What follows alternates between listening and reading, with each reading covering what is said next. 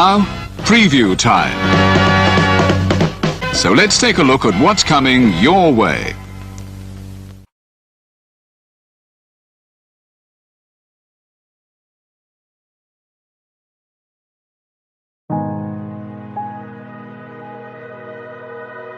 Gary Hebert, the man, the myth, the legend. I was amazed, and I was looking to become a better skater myself, and I wanted to be like Gary. When you look at a guy like this, he's one of the most talented people in his profession.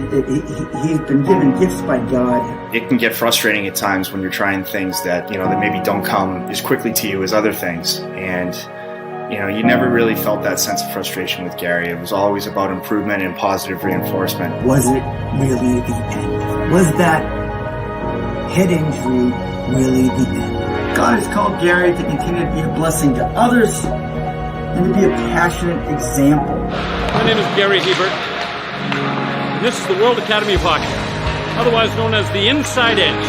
I would recommend anybody that have a chance to come to his hockey school. I think it'd be well worth it. It'd be rewarding to all the kids and anyone he coaches, from whether it's an adult, a professional player, to a little kid like a Mike or a Squirt. Gary, from day one, has been instrumental to my hockey career. I started out as a potential Division III player, and Gary brought me single-handedly through high school and into a top Division I prospect. I owe it all to Gary, the biggest legend on and off ice there's ever been. Listen, watch, learn, be confident, and have faith. Those are the answers I was brought to. Yet, I only now am really learning how truly important those 5 things are. Through preparation, through appropriate thoughtfulness and thinking, we can learn to untie the typical knots between our ears that drive us into underachievement and underperformance. And lo and behold, we can learn, I think, to fulfill our God-given potential. Gary has the innate ability to make people not only better players, but better people. The life lessons they learn from Gary are incredible. You can always remember leaving that rink knowing as a player I got better, or I had something to improve on to get better. And I think that's what you excelled on as a coach, is giving us the knowledge to know what we needed to do to get better. There's coaches who know the game, but can you communicate and create passion in your kids and in your players? And Gary's able to do that. Gary's got great knowledge and the great hands, but more importantly, his ability to connect with people and care for them. His communication skills, to me, really stand out and separate him, and that's why he's one of the best, in the world. Gary's a legend. He's a special, special man.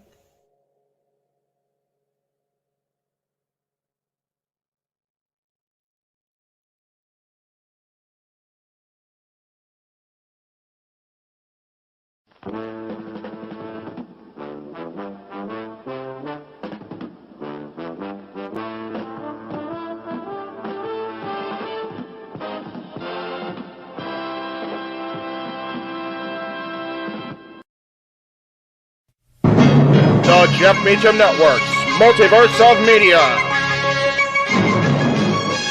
For over 15 years, the recognized symbol of excellence and the standard bearer in coverage of sports and entertainment.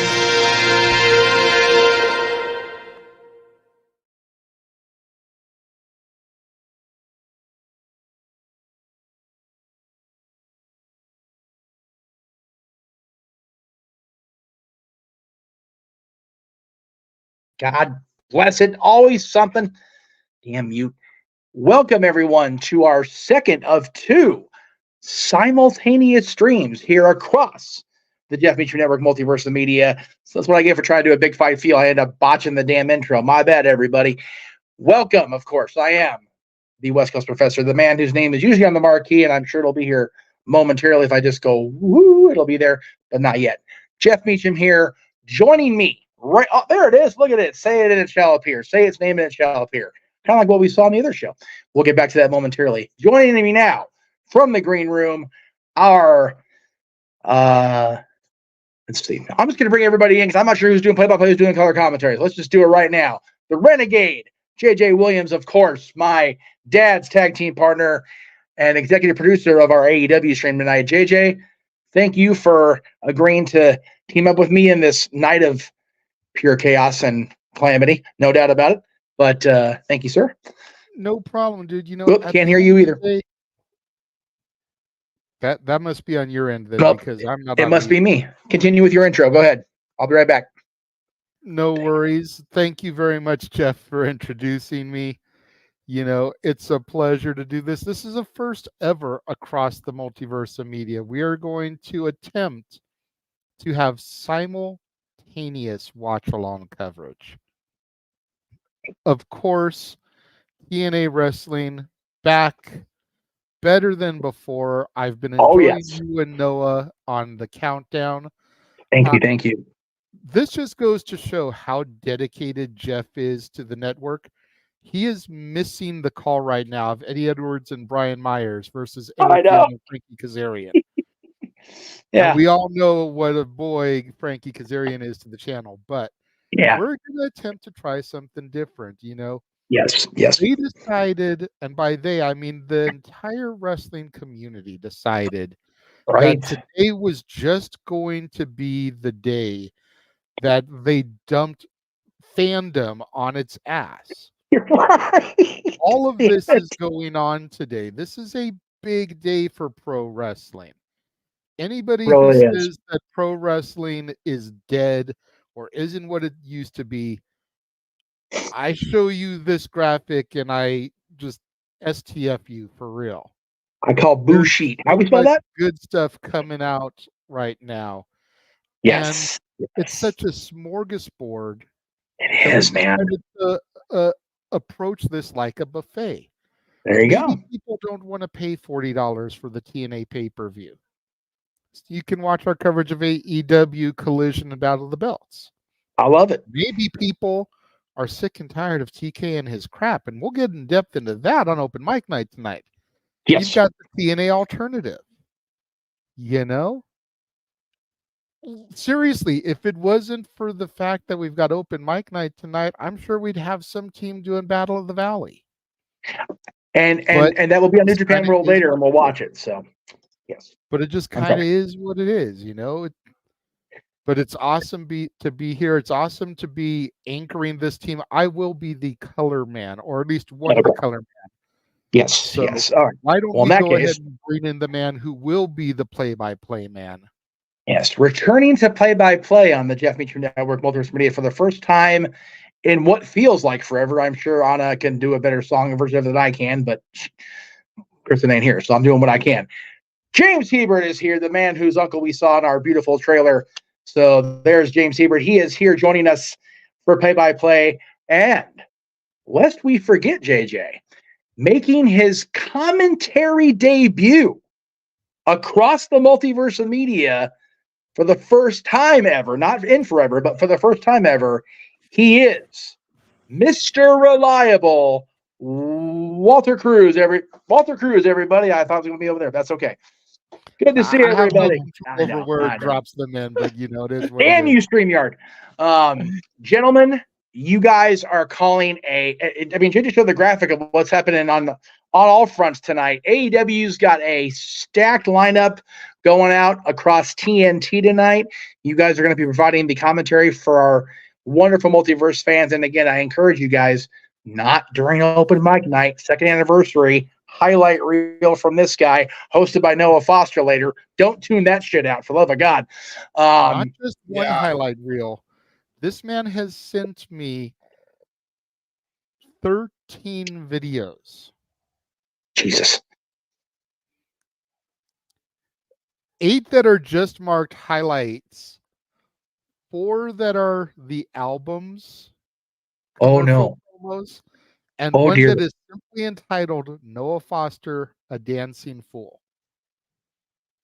So all 13 of those clips will be ran throughout the course of open mic night tonight. You guys have to go back to the TNA stream and tell him this now, right? No, you don't. No. I can't. No. Wait a minute now. Now, if someone from the chat that is watching this decides to go over there and put it on. Oh, you wrong for man. You put me in a spot here. Wait a minute now. Hey, we have to surprise him. He is the host with the most this evening, bro. Oh my goodness. Got to surprise him. Oh. Apparently, Where's my stall code clip? Tech issue. Our tech guy had a tech issue. That can't be a good start. Hopefully he will be back here momentarily. You know what?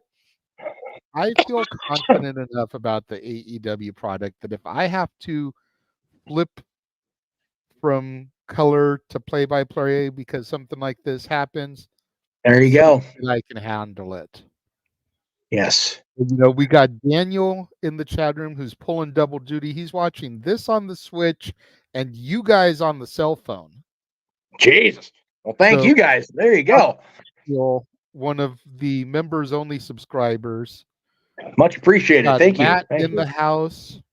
Yes. We've already got 10 people watching. We only have 2 outputs that have nothing on it right now.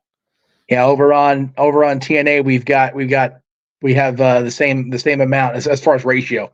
So that's awesome, man. Very cool. Yeah, it just goes to show, man, that the people are here for it. And it should be a very fun night. I mean, we got to give the people what they want, JJ, and what they want. What they want is our tech. I can't hear you screaming. I'm here. Sorry, there you go. Wi-Fi issues. Yeah, a little bit. Yeah, a little bit. Sorry about that. Well, now that James is back, I'm going to go back into the TNA stream. But you guys have a wonderful call. We will reconvene at, God willing, 11 o'clock Eastern, 8 Pacific, and we'll get an open mic night, and we'll get into the anniversary shenanigans. Yes. So stay tuned, guys. I'll be back. Thank you very much, Jeff. Of course. Again, thank you for where's my button? Here, I'll take you out. There we go. Thank you very much for popping in and giving us that big fight feel. Welcome everybody once again to the Jeff Meacham Network Multiverse of Media, to our coverage of Collision and Battle of the Belts. James, welcome back to the fold. Thank you for joining us and doing the play-by-play for this. You said you wouldn't do TV shows, and here you are. Here I am doing a TV show. To be fair, yeah. Battle of the Belts, but you know what? It was a necessary evil this time. Yes, yeah, it was a necessary evil. It just kind of was what it was. Yeah, we all kind of talked about it, and I'm sure you guys kind of went over this, but we thought, you know, and you mentioned this earlier, you know, it's such a smorgasbord this weekend that we figured we'd try to cover all the events that we can. I mean, we're going to be covering Battle of the Valley tomorrow on a watch-along because we can't tonight. And we're doing these two simultaneous, and we figured, you know what? It's a perfect segue into what Open Mic Night's going to be, which is a huge anniversary of what has been essentially a smorgasbord of professional wrestling. And, you know, I was looking forward to get my praises sung on the air, and then the fucking Wi-Fi got out. So I was like, I mean, it's gonna be a good night, you know. To the thing that you put in the private chat, I just wanted to go address it on the air. The reason why I threw that in there, for being 100% transparent, is because I didn't think we'd have enough time throughout the watch along to air a 3-minute trailer. So throw it in there at the top of the show, because all the other trailers are like 2 minutes and under. Dude, honestly, that's fair enough, man. But I appreciate you doing that for us. And it extended it to where it was just over 5 minutes, or right at the 5-minute mark, which is the danger mark. So if we came right on dropping F-bombs, we hit that 5-minute threshold, baby. Yay! So it worked out that way too. And you know, with you on the microphone tonight, we need that buffer. Yeah, we do need that buffer. You're damn right. You're damn right. I mean, Walter and I are just as bad as each other. Dude, we swear like sailors when we're on the air, bro. We did watch parties way back when those were a thing, and dude, you're in for a treat tonight, dude. I'm just saying I know. and then Walter, tonight marks your commentary debut on the Jeff Meacham Network Multiverse of Media. Are you excited? Are you nervous? Like, what's going through your head right now, brother? I'm excited. I'm ready to get into it. It's always great to be part of the first of something. Yeah. Not many people can say they're their first time doing something. So I love to be a part of things. So I'm ready to get to it. It's gonna be a fun night, man. It's gonna be a fun evening. I think all across the board. I think. Sam, I hate to tell you that this is not the TNA stream. He might be watching the both. stream. This is the stream for AEW Collision and Battle of the Belts. So if you're trying to find the Jeff stream for TNA, you need to go to the other stream. Okay. He's a Walter Cruz guy. You're damn right. You're damn right. Hey, so am I, brother. So he's a fan of Walter's, but this is not a TNA call. We are here to call AEW Collision and Battle of the Belts, while the A team, if you will, of the Simple Man Noah Foster and Jeff Meacham are calling Hard to Kill. Yes. But you mentioned how fun this night is going to be. Let's just very briefly kind of go through what all we're going to see tonight. Oh, yeah. Adam Copeland going to issue an open challenge. Hopefully it's better than Griff Garrison. We've got FTR and Daniel Garcia taking on the House of Black. That should be a banner. That is a banger, Brian definitely. Cage and the Gates of Agony taking on Lance Archer and the Righteous for the Ring of Honor 6-man tag titles. You can't just throw 2 6-man tags that I'm super invested in now like that. Come on. We've got J.D. Drake of the Workhorsemen taking on the Hangman Adam Page. Please don't job out J.D. Drake. Please don't job out J.D. They're going to drop out J.D. Drake because they're in Virginia, which is Hangman country. I feel like that's the only reason they set that match up. Bro. We've got the chocolate juggalo himself, Willie Mack, taking on the natural Dustin Rhodes in a match that is very near and dear to me and Jeff's heart. Yeah. It's like we have made it known how special and how close we are to Willie Mack and how much we just adore the Rhodes family. So for this to be a thing is just something I am looking forward to seeing my brother do. And then the match that should be the main event, the debut of the virtuosa Deonna Purrazzo taking on Red Velvet. Ooh, is it Red Velvet returning then? Red Velvet has been back for a minute, but she hasn't been too heavily featured. Fair enough. It's a banger match, though. Damn. But I mean, Deonna Purrazzo debuting opposite TNA Hard to Kill. You can't tell me that wasn't premeditated, but we'll get more in depth into that on open mic night, I'm sure. Yeah, but Go ahead, James. I was just gonna say, as much besides that crap with that, whatever. Red Velvet is a very good opponent for Deonna's first opponent because I feel like this is going to be one of those cases where Deonna's going to shine, but Red Velvet will really surprise people. So this is a very good pick, I think, because Red Velvet is very underrated in the ring. Yeah, there is such a thing as being made to look good even in defeat. Mm-hmm. And I think that's definitely going to be the situation here for Red Velvet. Absolutely.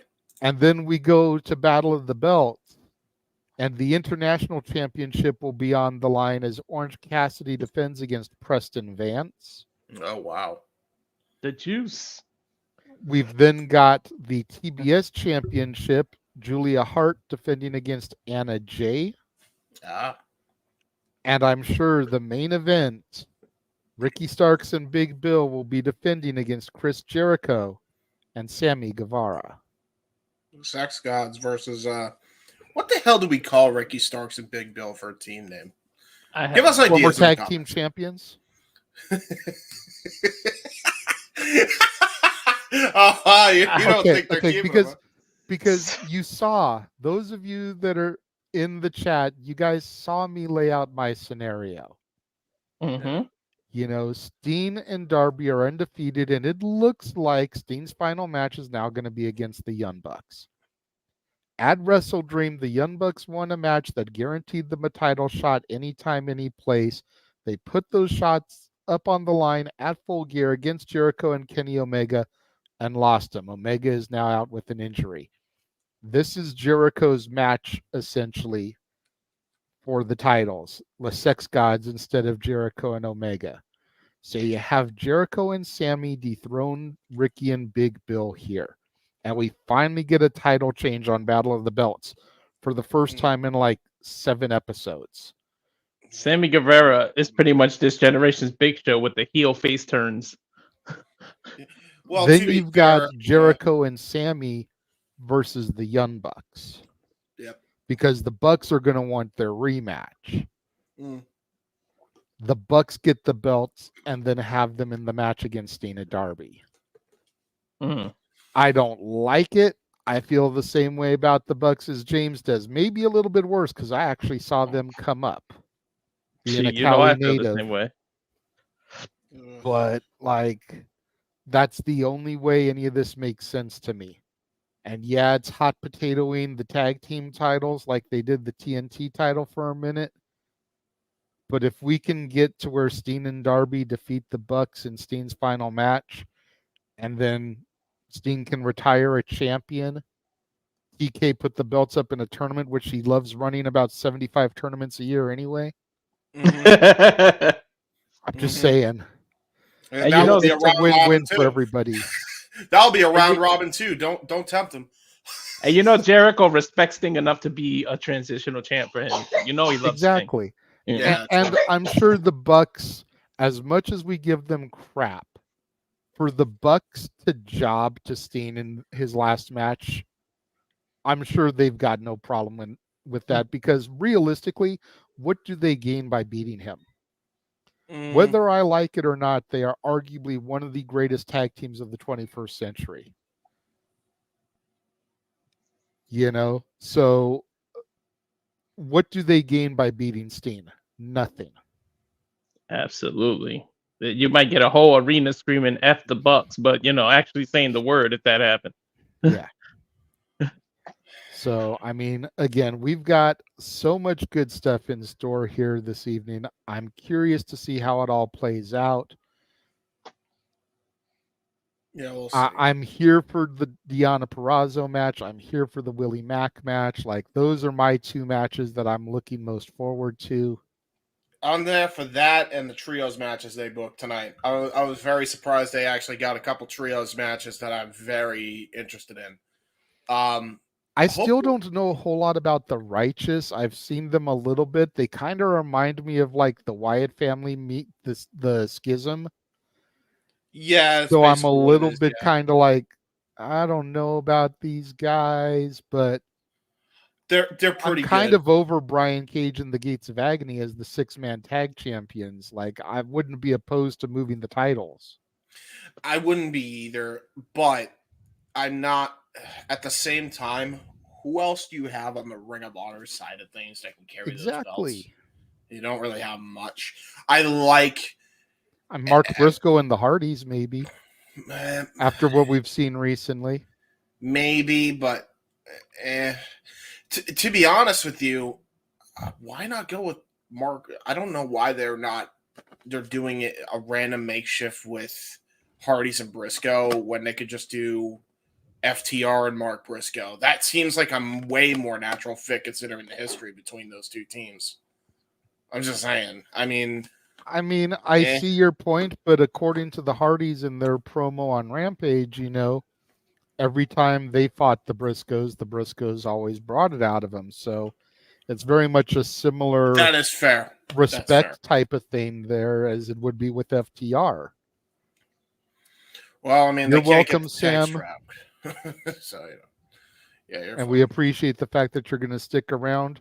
Hook is getting his title shot on Dynamite next week, not tonight. And again, that's something that's going to be talked about on Open Mic Night as well. The way Tony Khan went off about Jinder Mahal being off TV, losing every match, getting a title shot. Oh, yeah. And then here's Hook getting a title shot the exact same week. And TK tried to defend his 28-1 record or whatever it is. To be fair, there is valid points. He just went about them in the wrong way, as Tony do. Yeah, I was going to say he always goes about them in the wrong way, because when he got called out about the Abaddon thing and how she hadn't been on for 2 years, came Dude. back, won a fatal 4-way, got a title shot. He's all like, well, yeah, but she actually competed in a match to determine a contender. It's like, but she was gone for 2 years and immediately got a title shot. Yeah, it's Didn't really, matter if she actually won a match to get it. She was gone for 2 years and got a title shot. I will say, at least it's the TBS title and not the world title. I think a lot of people kind of jumped on Tony a little bit for that. Maybe that's why he got defensive. Maybe. We'll get into it on open mic night, but yeah, Definitely. Walter, I saw you raise your hand. What's up, brother? There's an old saying. There's an old saying: "To strike when the iron's hot." Rock just put Ginger back into the spotlight. Why not take advantage of it? That's fair. Exactly. That's fair. Jinder Mahal has been one of the most talked about topics the last 2 weeks in a row on WWE TV. Thanks to The Rock and then Seth Rollins. And you know what? In that same vein, so is Hook. I mean, yeah, if I'm hooking Jinder right now, I'm like, yeah, keep talking about it. Yeah, go for it. I have nothing against Hook. I just don't know if I would throw him to Joe, because with a 28-1 record, you really want him losing to Joe right off the top? Yes, and I'll tell you why. Him losing could channel a different side of Hook we're not seeing, and that could be a long-term program if things go well in that match. I genuinely do see them gonna trying, I'm not saying they will, but trying to replicate some variation of Bam Bam versus Taz in ECW. I think this is, if things go right in that match, I could see that being the match, like a trilogy of matches between Hook and Joe. And it makes sense when you really think about it. Who better to put a young upstart and Hook up with than Joe? You know what I mean? Right. Like that's so good. That to me is like, yeah, that's a no-brainer, especially when Taz has history with both men. So I could see a trilogy of matches, but I just don't know if I would want to throw somebody that's 28-1 and has had such a run in the company immediately after a guy that's known for being freaking like Godzilla. I mean, he's always used a variation of the Godzilla music in his theme. Like, he is a beast. Yes, but so is Bam Bam, though. I understand that. And I understand the parallels, but I would feed Joe somebody that has got not more L's than W's, but more than one L on their record. Yeah, you also want to Joe some former world champions. Or you want to throw somebody guys like L. Moxley, Page. They want their title back. Jericho. Yeah. They want the belt back. Omega can't, he's injured. Punk can't, he's in a whole other company. But at least go through like Jericho, Hangman, and Moxley.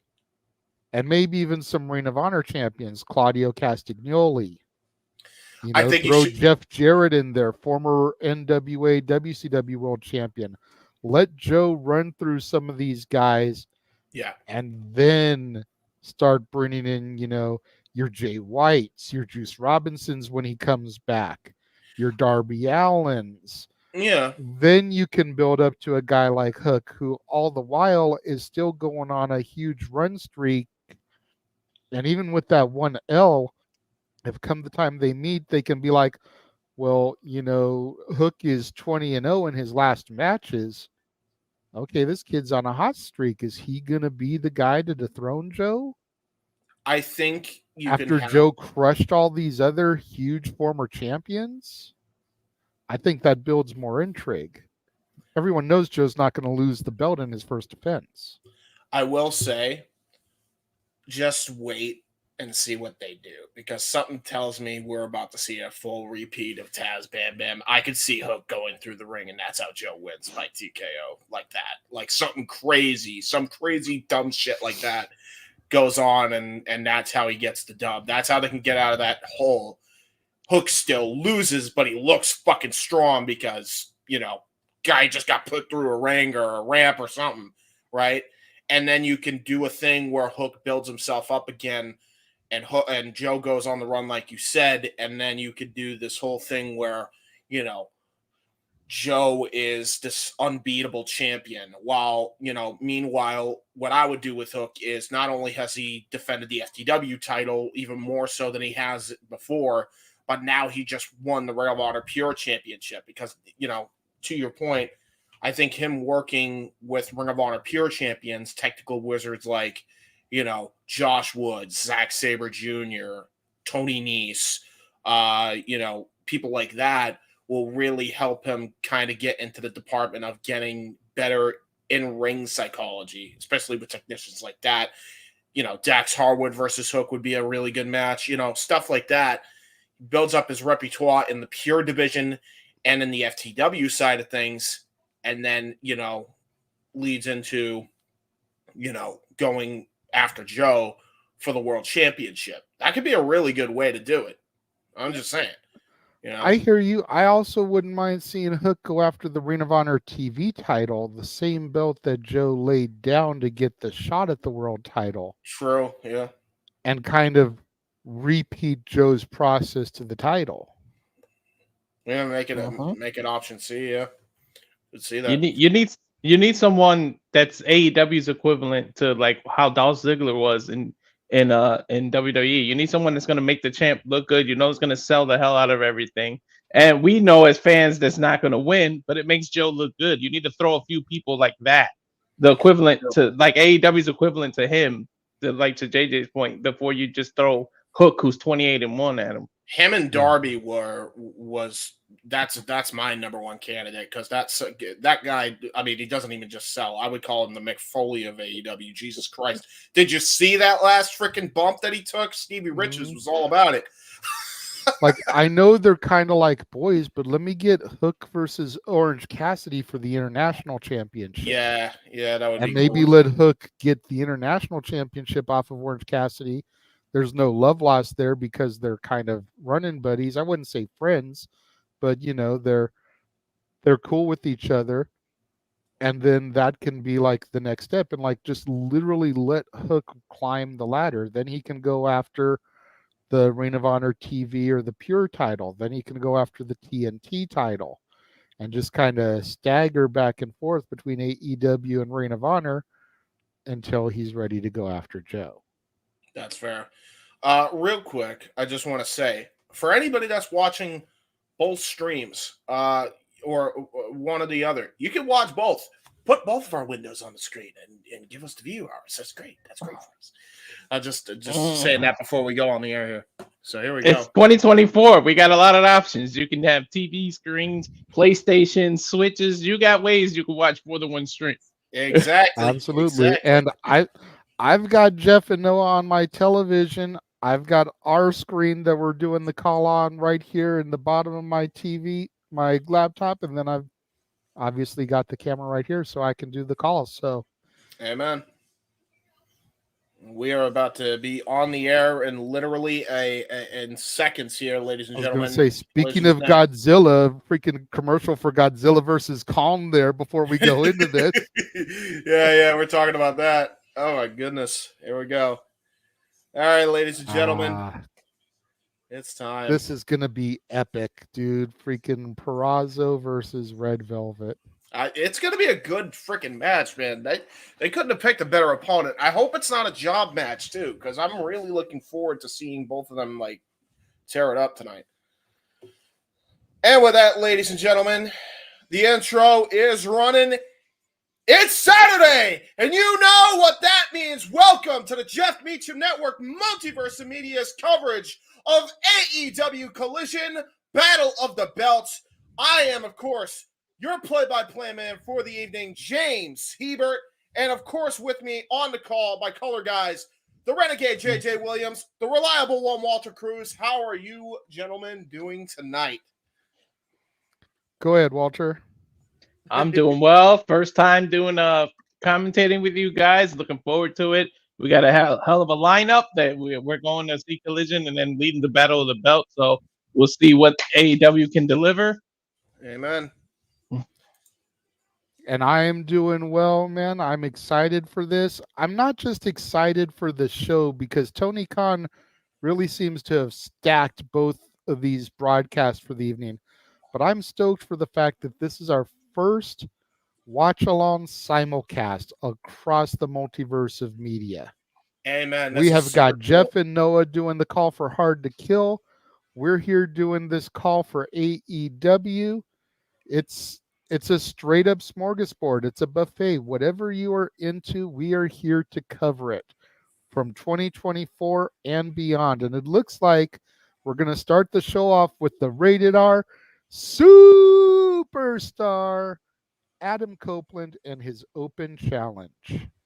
TVMA personified. This man has won world championships all over the world, including the TNT world title, was robbed of it by Christian Cage. Christian Cage has not done a TNT Open Challenge since he has won that championship.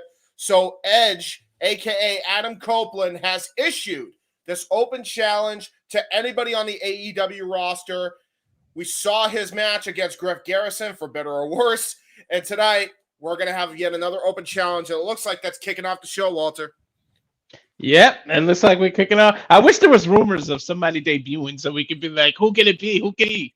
But we have no idea who it is that's going to come answer this Open Challenge. So I'm looking forward to this. But I wish there was some rumors of some kind of debut or something that should be taking place. That's very fair. By the way, mute on Discord because I can hear the echo. You're fine. Anyway. Uh-oh.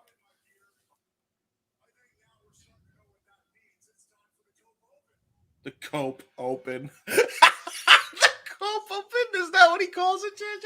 Yeah. Apparently so, yeah.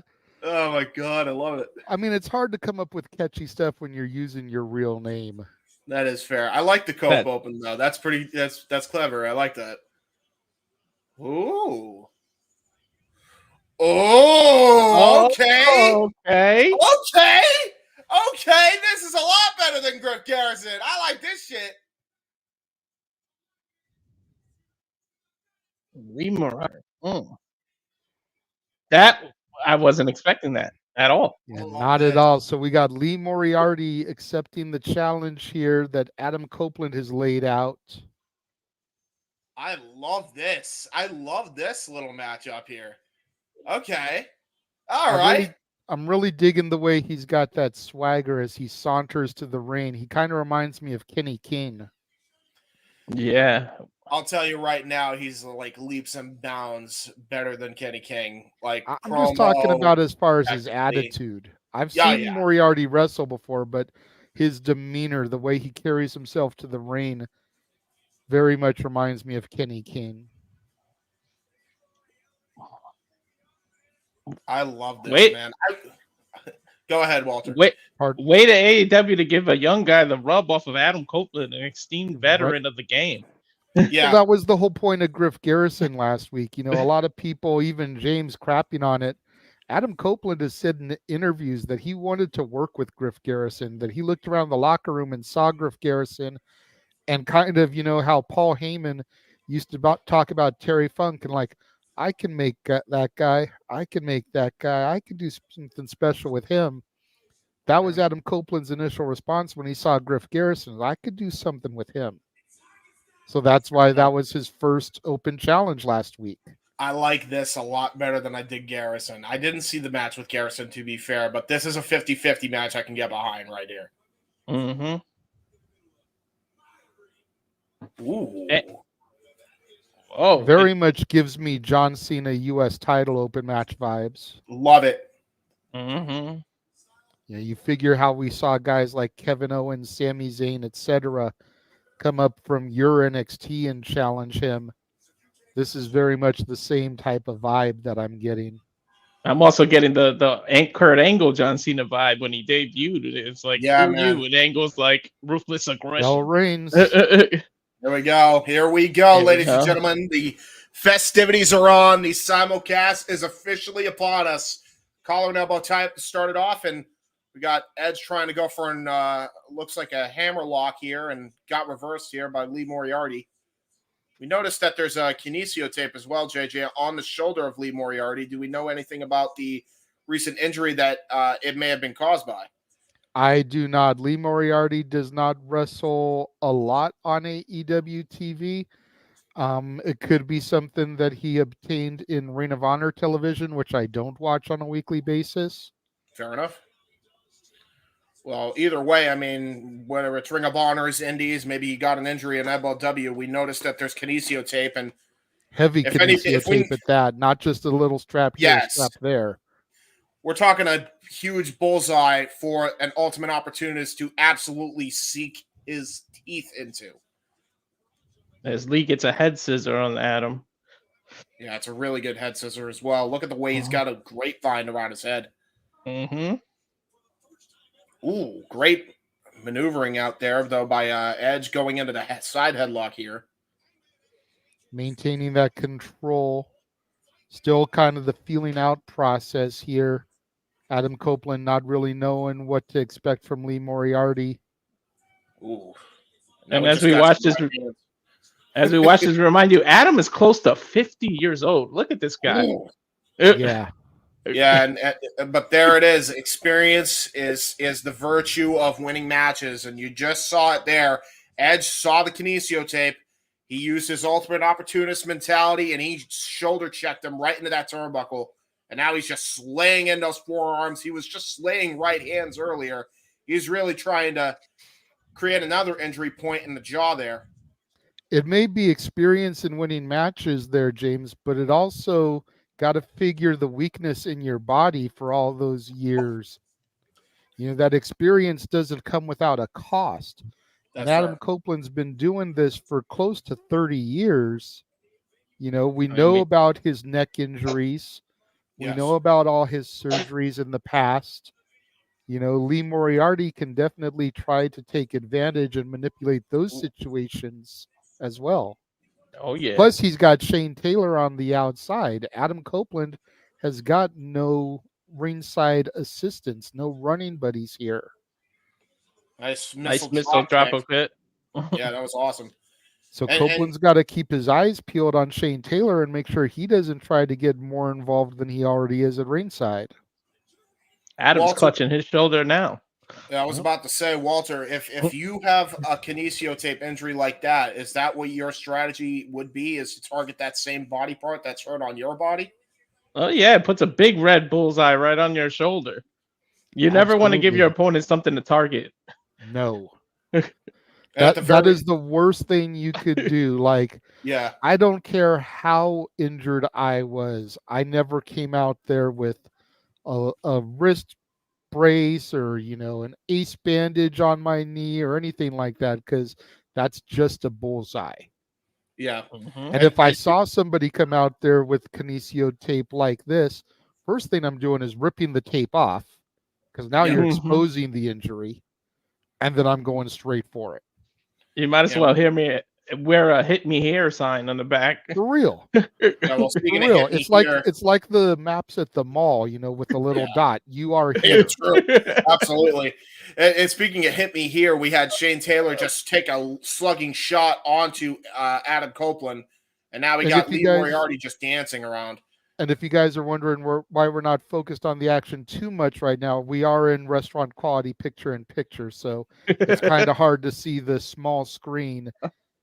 I can see the small screen because I have a big-ass TV as my second monitor, which is good for me, I guess. You're the play-by-play guy. You're the one that's got to see it. We just have to react. Yeah, we just had a leg lock, by the way. We just had like an Indian death lock. You remember the whole tying the leg up and then go way back onto the ground, take a back bump to hyperextend the leg. That's what Lee Moriarty just did, man.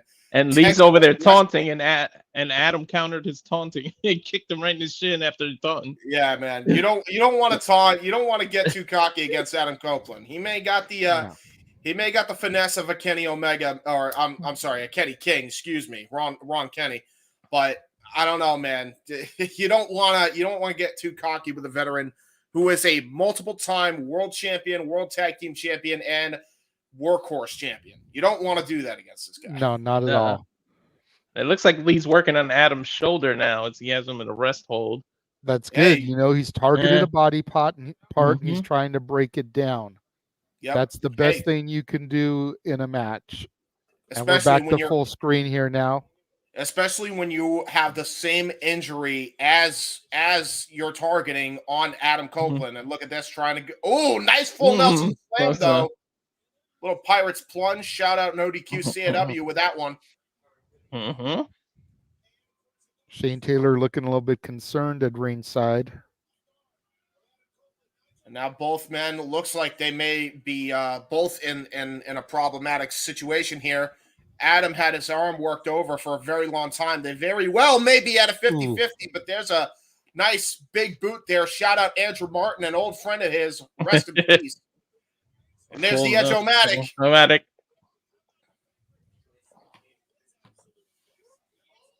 Look like Edge might be. Oh, I thought he was going to back up wanting the spear, but no, he went for the. Going for the impaler, but it got countered. Yeah, trying to go for that execution. Into the Edge-O-Matic again. And a kick out at 2 there by Lee Moriarty, but look at how he's clutching the neck of his and his shoulder. That's got to be in excruciating pain to kick out with that shoulder right now. Absolutely. Yeah. I mean, those last 2 moves delivered by Adam Copeland very much targeted that area. Copeland climbing the ropes. How often do you see that? Not for at all. For those of you that are wondering about Hard to Kill, the Women's X Division or Ultimate X match is currently going on. By the way, that was a Ricky Steamboat-like arm drag from the middle rope from Brett's rope. Jesus. Right onto the shoulder again, the injured shoulder of Lee. Yeah, man. I want to see that again in a replay. There's a cover. There's 2 and a kick out. No, not enough. Oh, wow. Look at that. Into the rings of Saturn, almost like a half crossface. That's brilliant maneuvering there by Lee Moriarty. That was a beautiful transition. That's actually my old finisher, the Rings of Saturn with the crossface. I called it solitary confinement. It's such it is a really good finishing maneuver here. Great submission here. Could he get Edge to tap out here? Again, he's been working on the shoulder for a long while here. But he has, I and mean, it's hyper extended there in that submission. Look at that Edge able to get to the ropes, though. Adam. I'll still call him Edge and Adam, all right? I'll just call him the Edge of AEW. How about that? There we go. There we go. AEW now getting stomped on his shoulder blade. It is a hard habit to break. I mean, the dude It was is. in WWE for what, like 25 years as Edge, and all of a sudden in like 3 months, we're supposed to condition ourselves to call him Adam Copeland. I don't know why they just call him the Edge Adam Copeland. Then we can call him. I never stopped calling TNA, and now look what happened. That is true. That could happen. Let's not jinx ourselves. Now look at that. Again, by the way, chop block there onto the knee of Lee Moriarty, which lands him right on that top turnbuckle. And there's Edge now. Just clubbing blows to that target. Yep. Big bullseye for Adam Copeland right now as he's trying to get him onto the top rope. Oh, no. Oh, no. Going for an exploder. Follow-away slam. Follow-away slam. Boom. And again, right on that same injured shoulder. But what did that do to Adam Copeland, too, coming down? Because he landed on that shoulder that Lee Moriarty's been targeting. I was about to say, he's been targeting Edge's shoulder, so they both might be hurt after that one. He might be setting up for the spear. We know, I was going to say, he's back in that corner. You know what he's going to go for from here.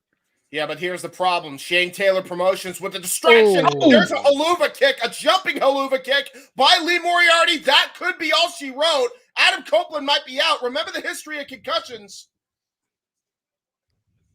But Lee taking too long to get to the rope top. It looked like he wants to go to the top rope, or is he going to?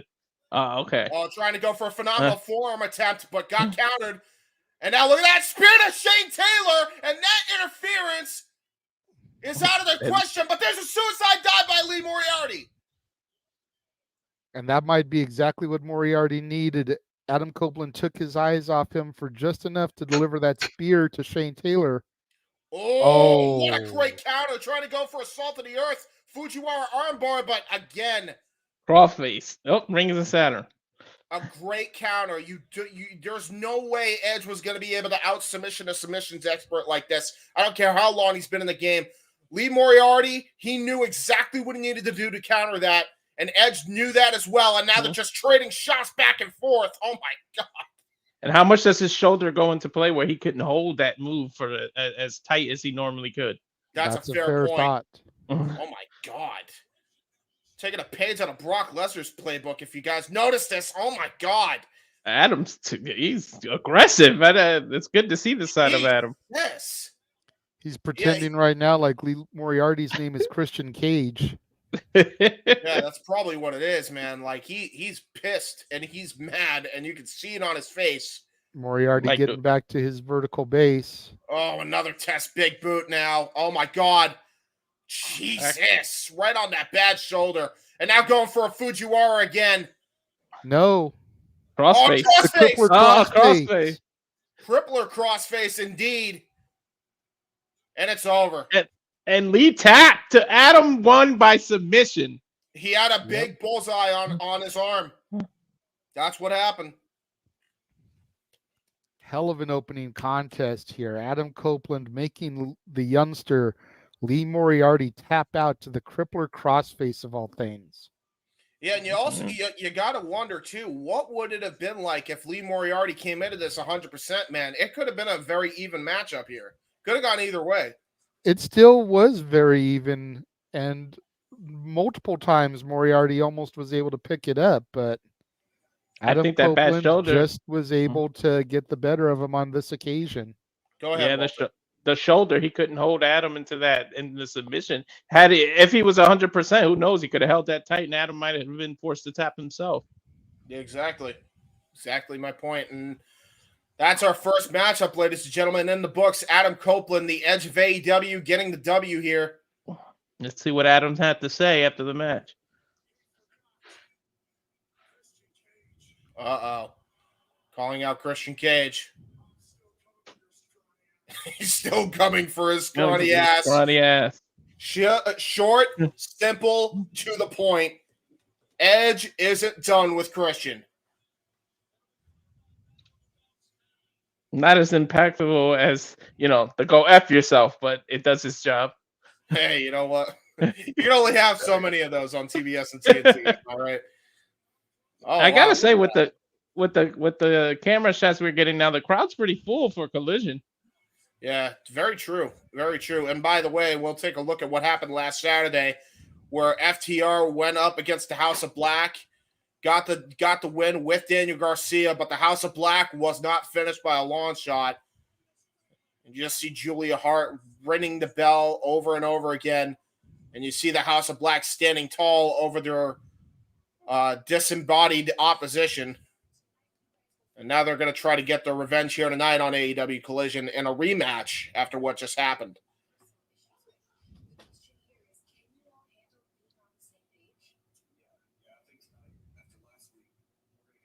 I'm so glad to see this change in the booking of Daniel Garcia, man. Yeah, got him away from the JAS, getting him back to more of a serious wrestler. He can still do his little woo dance and pop a crowd, but getting back more into the technical Daniel Garcia that the BCC really wanted to try and recruit. Yeah. Daniel Garcia is a guy that I see kind of taking the position of one of the pillars of AEW. I love this. I actually like this trio a lot more than I realized. Just Daniel just, I don't know, man. Something about him. He fits with these guys like a glove. Mm-hmm. He really does. He really does. That's why I wasn't so mad about the Mark Briscoe Hardy's thing, because Garcia is kind of like the young boy here being mentored by FTR. That's a great tag team to be mentored by. And by the way, speaking of tag team championships, Ring of Honor 6-man tag team title match up next. The Righteous with Lance Archer taking on the Gates of Agony up next. And with that, we are on break. Hi, guys. And while we are on full commercial, we will take an opportunity to take a quick 40-second commercial ourselves. and we will show you where you can find and follow all the friends of the Multiverse of Media. So get your screenshotters ready, and here we go.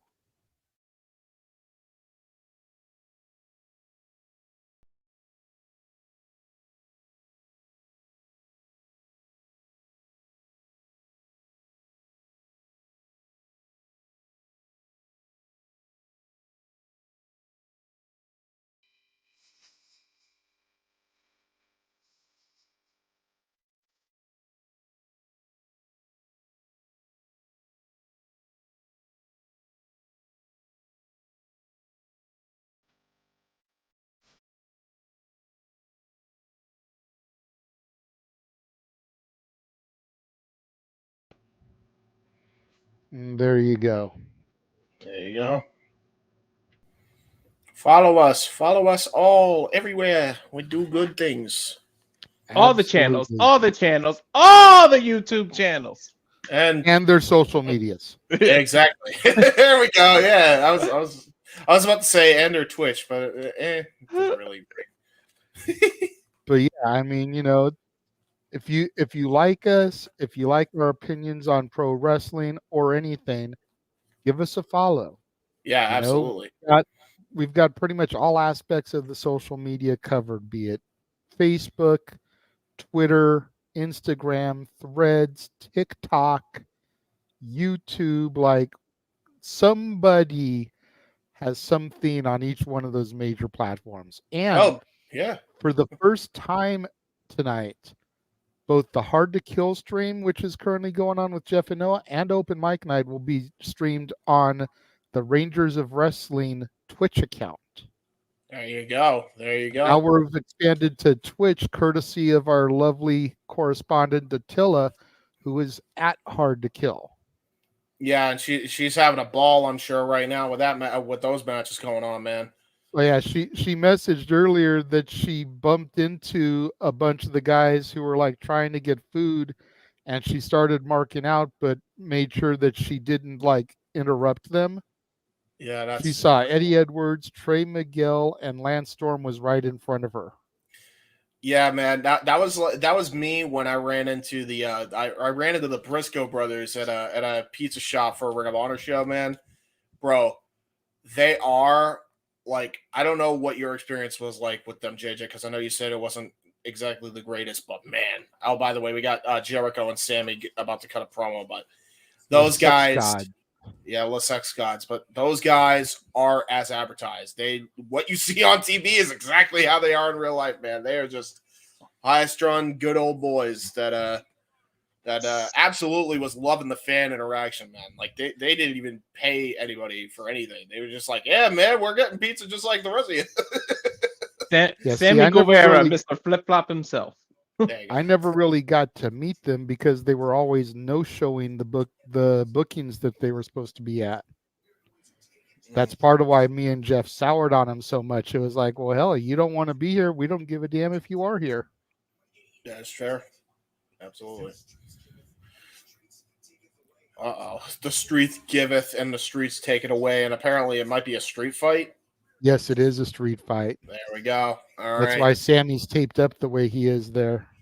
That's fair. I will say, as much as Sammy has been flip-flopped, I think the flip-flop is going to stop for a very long while, considering he's pretty much a number one babyface now ever since the announcement of the baby, of Tay Mello's baby.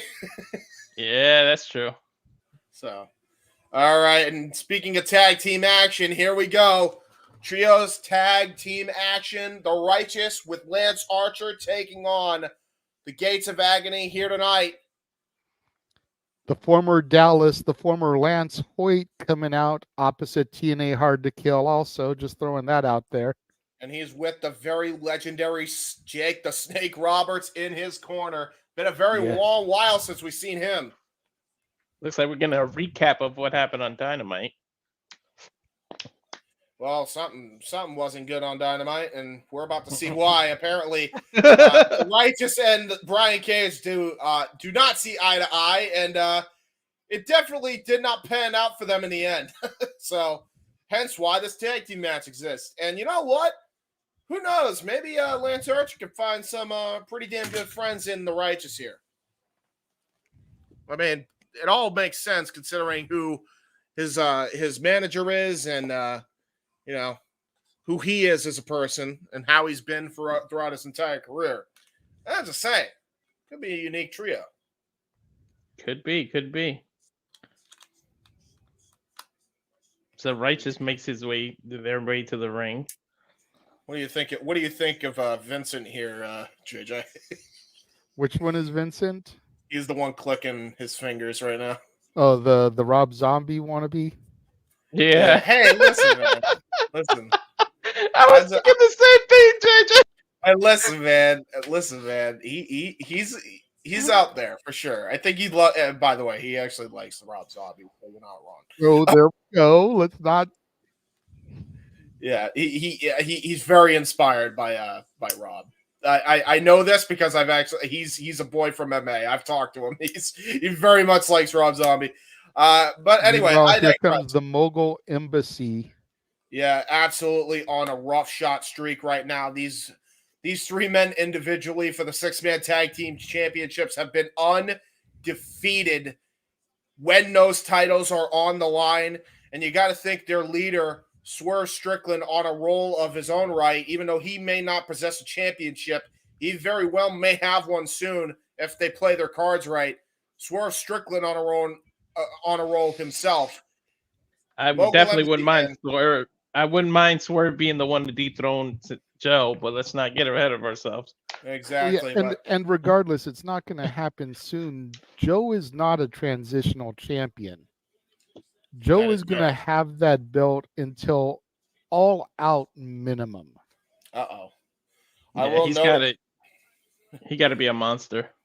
I will say before we even begin here, we talked about kinesio tape earlier. Look at the amount of kinesio tape on Brian Cage's back right now, man. That does not look good. I didn't even notice it till just now. Yeah. Yeah, he is hurt. And by the way, I saw a little bit past the kinesio tape. There was some bruising on the back of his his shoulder. So he's really hurt. You can see it right there, by the way. Big bullseye on a big man. Yeah, and you bet your bottom dollar that Lance Archer, the Murder Hawk Monster, he's going to make that a primary target as well. Oh, yeah. You mentioned the Murder Hawk Monster. Over on the Hard to Kill coverage, we've got their version of the Frankenstein Monster, PCO, going up against Dirty Dango right now for anyone interested. Absolutely. Huge suplex there by Brian Cage. Great suplex there. Brian Cage, despite the kinesio tape, definitely not affecting his strength right now, I'll tell you that. And speaking of strength, there's the agility of Brian Cage. Oh my God, he's going for a 619. You got to be kidding me. That's a big man doing that. How big is this man going for Frankensteiners and 619s and head But scissors? he was trained in the lucha style. You've got to remember, he's a SoCal boy through and through. There's a huge lucha culture out here. You know, Santino Brothers, EWF, Battleground Pro Wrestling, PWG, AWS. Like, there's a huge lucha culture out here. And when you're wrestling with those guys, you're going to pick up that style. Huge crossbody there by Lance Archer. And you also got to remember, Brian Cage didn't start out that huge. He was a lot smaller back in the day. So he learned those moves. And then when he put on the mask to go to the lands of giants, he just kept doing some of that stuff. There you go. Yeah. Oh, nice back elbow there by Vincent, though, going for a cover on Khan here and a kick out. I can't get Rob Zombie out of my head now that I'm looking at Vince. He does look like Rob Zombie, like way back in the day, doesn't he? Oh, nice scoop slam, though, by Khan. And this is where the Gates of Agony are just such a dangerous unit. There's a cover after that senton and the kick out. By the way, I didn't notice the Streets of Rage inspired gear there by Brian Cage there. Tagging Atoa. Classic tag team wrestling. Keep your opponent in the corner here. Jesus. You know you're in for a long night when they're slapping each other in the face to hype themselves up, and there's another kick out by Vincent. I mean, that drop toe hold into the Fall of Humanity crossbody was brutal. We're getting knees. I thought he was gonna go for a top rope fall away slam, but he's just kneeing him. Nope. Kneed him right in the spine. And Brian Cage and Khan very happy with what's going on by Toa. And now a tag back into Khan as he goes back into the ring and looks like he's going to work on that. He looks like he's dissecting Vincent here. Every body part just stomping away. Little shades of Orton there, if you noticed there. I don't know if you caught that there, JJ. I know you're a big fan. Yep. It's two men just throwing punches back and forth right now. Yeah, it started with some forearms, and now it's the punches. Yeah, they're sluggers at heart, man. Vinny has been in some brawls in my time of being a wrestling fan, especially here in the MA area. He is he does not shy away from a fight. I think there was a blind tag. I'm not sure. Did he just knee him, or did he tag himself in? He definitely tagged himself in, and now it looks like we got Bishop Khan, and now look at that. We got Dutch in the ring. Dutch is just hammering away on the big one on Toa, and we got Lance Archer going after Brian Cage. It's absolutely breaking down here. The referee's got his hands to full. get control, but unable to as we go to restaurant quality picture-in-picture. Yeah, I mean, good luck trying to get these two monster teams under control. Jesus Christ! The ref definitely has to earn this paycheck tonight. Yep, absolutely. Really quickly, going back to Brian Cage and his size. I know this isn't the greatest angle, but keep in mind this picture was 13 years ago. Look at the screen. Yeah, man, he was like that's a tiny dude compared to what we see now. Yeah, and even then he was big. Well, yeah, I mean, you could see there in his forearm that he was putting some muscle on, but you compare that Brian Cage to the Brian Cage in the ring right now, and the Brian Cage in the ring right now could eat this dude up. Yeah, what picture was that taken of Brian Cage? This one right here? Yeah. That was, I want to say 2010 or 2011 Jesus. outside so that was of around the time he should have wrestling from Hollywood. That's when he should have been signed to TNA, son of a bitch. Bischoff and Hogan. Ah! Sorry. But don't remind me of that era. They really screwed the pooch by signing Jay Bradley over that guy. I'm just saying. Brian Cage was it, man. But I'm just saying, you look at that size guy and you can understand why he learned some of the lucha style because he was a lot smaller back then. Yeah, I mean, yeah. And to Brian Cage's credit as well, I mean, he's not just into the lucha style. He has learned all sorts of styles, especially being all over the world like he has. I mean, he's very much a powerhouse. He's a hybrid powerhouse and high flyer. So yeah, he's adapted definitely, with everything. But why would you cut to commercial when they're doing the chopped spot of the match with the big man slapping man meat, and you go to full commercial when that happens? Because they really want you to see Smokey the Bear in all of its AI Apple glory right now. That's what? I miss Smokey the Bear. That is fair.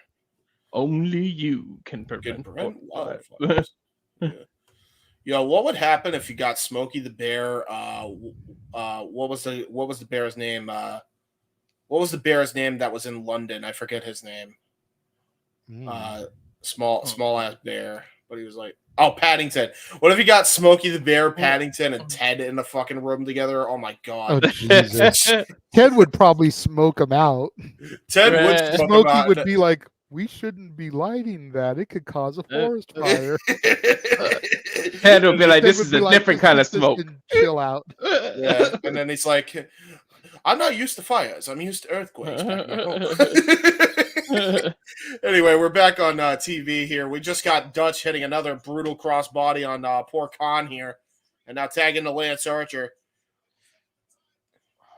As they keep him in the corner. That was a big body shot there. It's like, am I the only one that wants to see Jake just kind of slither in there, drop someone with a DDT, and then get out, let somebody pin them for the win?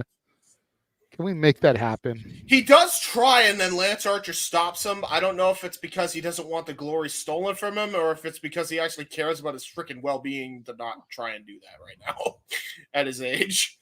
Anyway, we got Khan. Oh my God, Khan is very athletic. He's very underrated on his athleticism, by the way. With everyone we lost and all the wrestlers that I gotta say, I'm glad Jake is still around. Like, because so many people from that era. Yeah, honestly, and the fact that he's with his wife as well, again, after so many years apart, man, he really turned his life around. What a great chokeslam, by the way, by Lance Archer, and now going for a chokeslam on Brian Cage. And Cage there's a Death Belt driver. Uh-oh. Trying to go for a Russian leg sweep. Got it. Great maneuvering there by, oh my God. Oh, Samoan drop. Samoan drop. Yeah. This is that spot where everybody hits their finishers and signature moves. Yeah. Black hole slam. There's a boss man slam. You got to love the winds of change by Dutch here. Dutch stands alone in the middle here. Yeah, Dutch is a big boy. Oh my God, He's going for a suicide dive. You got to be kidding me. Oh my God, cannonball! Oh, cannonball! Hey, he did way better than freaking Top Dollar did, who was on the other station and absolutely stunk out the joint before Joe Hendry saved it, by the way. Anyway, take a look at the replay here. Great. By the way, Steve Reich. They never say dive into the shallow end of the pool, but I think in this instance, it was the best thing for business.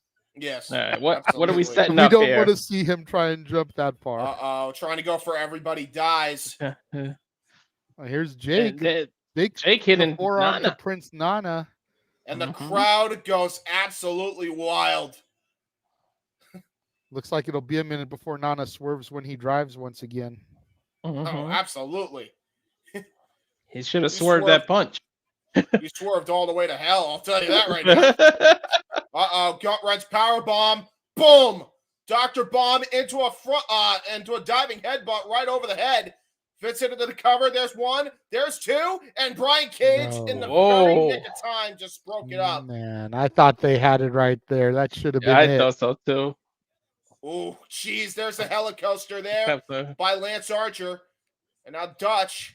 Dutch setting up something here. Oh, Dutch getting pulled out of the ring. Well, now look at that. There's a cravat lock there by Vincent, but got countered. Is that a guillotine? Is he putting him in the guillotine? Yeah, he does have him in the guillotine. Oh, my God. He's got it stitched in there, too. Oh, Jesus. Oh, my God. Toa with the pounds. Period. Oh, no. Double team here. And that should be it. 1, 2. Wow. Oh! Mixed it up at the last minute. Here we go. I think all 6 men are about to get in the ring again. Oh, nice jumping high knee there by Brian Cage into a running, slinging neck breaker there. Shades of Curtis Axel. I haven't seen that move in a long time. Dutch trying to make his way back in the ring, but gets knocked off the apron. Now we got, oh no. What the hell is going on here? What are they going for? What the hell is happening here? I was trying to figure that out myself. I think that was a botch. I don't know if it was a botch or if they were just that crazy that they just taunted at each other. Trying to go for a Pubbert's plunge into a cover. Vincent kicks out again. And now Khan going for another move. Oh, jackknife! Jackknife! Jackknife! Ooh! Cage has a sleeper hold on the outside of the ring. Oh, Jesus. Pedigree! Pedigree! And that's definitely it. 3. Khan with a pedigree, and that seals the deal for the Gates of Agony to retain the 6-man tag titles. It looked like that's what they were going to go there in that spot. Maybe they realized it was too soon and they had a few more spots they had to hit. But it looked like they were setting up for the pedigree spot there when we were saying like a botch. Yeah. Yeah. I think they were just like trying to stall for time to get there. Man, wow. That's a big boy, man. Nana cutting the promo here. Yep, calling the Mogul Embassy the greatest 6-man tag champs of all time. You know, he's not lying. I'll be real with you. I mean, name another 6-man tag team champions in Ring of Honor that has gotten this much airtime and this many crowds. I'm just saying. I'm not that familiar with Ring of Honor history, so I'm the wrong guy to be asking. That would probably be a Noah question. Well, here's the. I'll answer. I'll educate you real quick, JJ. It'll be literally like in 10 seconds. Before they were in AEW showing off the Ring of Honor 6-man titles, they were in bingo halls. Every champion before. So Nana's got a point. It's just, there is that. Calls them the most popular faction in the AEW history, the Mogul Embassy. Says we're such great guys. This Wednesday on Dynamite, we got the Mogul Embassy, Brian Cage.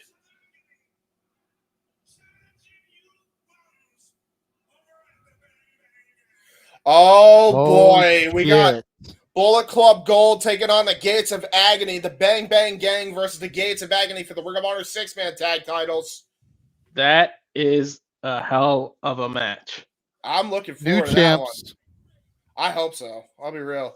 New champs. Dude, because the way that we've been kind of getting teases of the Bang Bang Scissor Gang and the Acclaimed and Daddy Ass coming together with the Bullet Club Gold, you figure the Acclaimed and Daddy Ass are the AEW Trios champions. Dude. If the Bang Bang Gang can pick up the ROH 6-man champions, dude, that would be epic right there. Oh, shit. Ooh, that would be cool, you know? That would be kind of cool. That would be neato. Go backstage with Preston Vance, getting the title shot at Battle of the Belts against Orange Cassidy. What the hell? Getting interrupted. Of course, by Roderick Strong and the Kingdom, the Undisputed Kingdom. Still not getting it. I'm still not agreeing with that name. Yeah, right. I think it's Pedro Peligroso or something in Spanish. I don't know what the fuck they call him anymore. Peligroso means dangerous. Yeah. Yeah, something like that. I don't know. No neck brace, huh? No, they've ditched that. Yeah. Preston Vance is now part of LFI, so that's why they've been tapping into the Hispanic heritage a little bit more.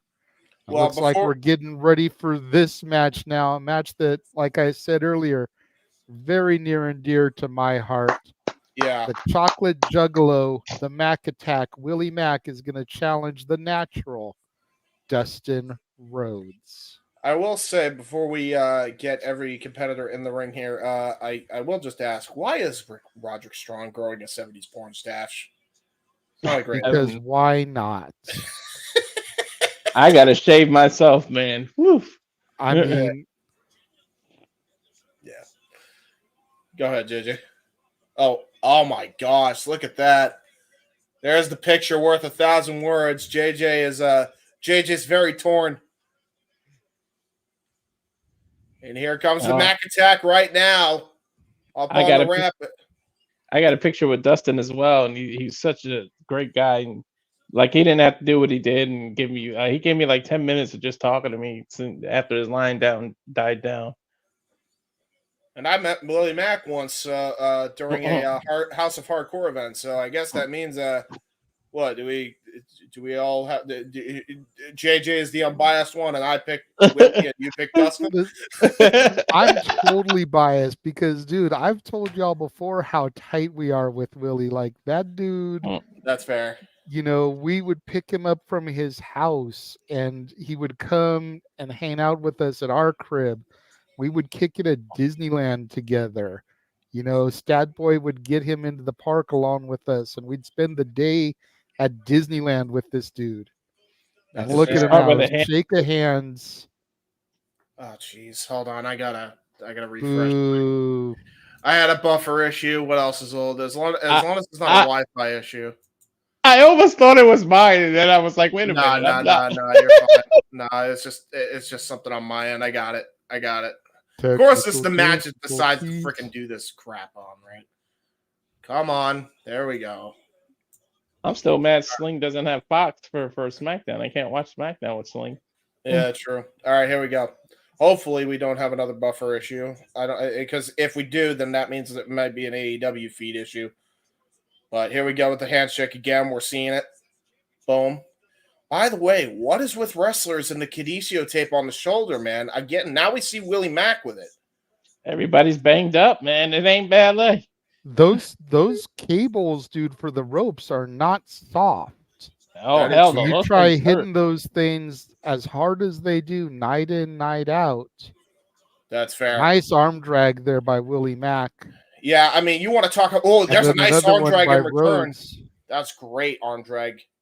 You can't really appreciate how big Dustin is until you see him in person. The dude's so legit 6'5", 6'6".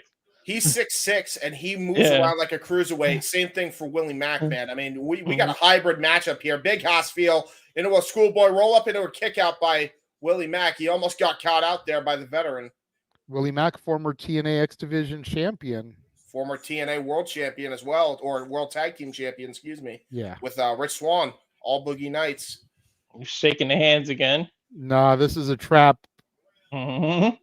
Yeah, into a see, pulled him right into that headlock. Here's the problem, though. Dustin may have trapped himself here because Willie Mack's a big boy. Clean break? No, chop by Willie Mack. Woo! Little boogie ass Really feeling kind of funky there. Getting a little funk, giving a little uptown funk. Shout out to Rich Swann. Get jiggy with it. Oh, what a great enziguri! What a enziguri! The height of the lariat, big man. That was a great hop there by Willie Mack, and now it looks like he's going to go for that moonsault here. Standing moonsault. Now shout out to Gold Dust. Gold Dust. Rhodes. And into a kick out there by Dustin. Willie Mack with the mockery. That was hilarious right there. Yeah, a little mind games there by Willie Mack. Coming up next, it's going to be J.D. Drake versus Hangman Adam Page. Yeah, you want to talk about Big Hoss, right? And we also got Red Velvet versus Deonna Purrazzo still to come tonight. And it looks like the main event. It looks like the main event will be FTR and Daniel Garcia versus the House of Black. Much to your dismay, JJ, unfortunately. Nah, it actually makes sense for that to be the main event. Oh, Frog Splash misses. Yeah, trying to go for the 5-star. Got nothing out of that deal. And now look at that. Into a Canadian Destroyer. Jesus. Dustin Rhodes dude Dustin's size shouldn't be able to do that. Yeah, exactly. Did you see how Willie Mack's neck hit the rope after? Yeah, exactly. And now into a scoop slam. power slam. Cover, 2, and a kick out. Dustin Rhodes and Randy Orton have the legit 2 best power slams in the game. Oh, yeah. I agree with that. Look at the snap on it. Ugh. I love the way that he ran into that destroyer to get that extra momentum. And then again, that power slam, just nuts. Willie has Dustin backed in the corner here right now. Oh, another step up in Seguri. Willie's got to be careful that Dustin doesn't get a hold of him, reverse him maybe for some shattered dreams. And Willie definitely has to climb up for that insecurity because, like we said, he's a legit 6'6", Dustin. Oh, nice big boot, though, out of the corner by Dustin, countering Willie Mack's forearm attempt. Trying to go for a power slam of his own, but Dustin counters. Looks like he's going for Crossroads. Got it! Ah, he spiked him at the end of it, too. Oh, it might be going for a second one. Gonna go for the reckoning here. He got all of it. There's Dustin. 1. There's 2. 3. Wow, what? I didn't Just like expect that. it to end like that. What was that, 5 minutes? Wow. What the hell? That was sudden. Good match, though. Yeah. Yes, it was. Damn good match. At the end of the day, you knew Willie wasn't going to win because, as far as I know, we still haven't seen a Willie Mack is All Elite graphic. He's still more or less enhancement talent. He gets a little bit more work than some enhancement talent. You've seen him on Ring of Honor and AEW TV, but he has not become a full-fledged All Elite member. This match could very much have changed that. You see the way Dustin Rhodes kind of tending to Willie, checking on him, making sure he's okay, helping him up, show of respect, I'm sure. I mean, he did hit him on the head a couple times with a big boot. Nice hug there. That's cool. Good sportsmanship here. Absolutely. So a match like this could have gone a very long way to see a Willie Mack is All Elite graphic, but without one out there, you knew there was no way he was going to defeat Dustin Rhodes. No. Dustin bowing to him in a show of respect. And now we go backstage to Bullet Club Gold, the Bang Bang game.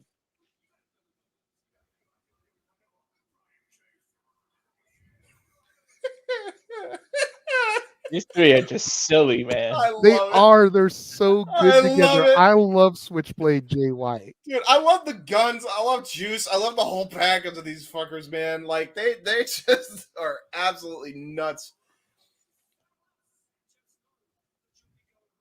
The guns took some time to grow on me, but Switchblade Jay White, like what little I saw of his New Japan work, I was already a fan when he came over. And Switch had a good showing in the tournament as well. Guns up. I love that catchphrase, by the way. Looks like they're babyface now, huh? Full babyface? Kind of. Yeah, that's the vibe they just gave off. I definitely would go as far as to at least call them tweeners that are teetering towards face. Yeah. Mm-hmm. And just as a heads up, going on the Hard to Kill coverage, an impromptu match featuring MK Ultra versus Decay for the Knockouts World Tag Team titles. Ooh, nice. We're going into 8 Dynamite promos here. We're showing a graphic of Samoa Joe versus Hook. Next week on Dynamite. The FTW. Presented by Suicide Squad. Yeah, presented by Suicide Squad, indeed. And now look at this. Meanwhile, backstage, we see Hook walk in.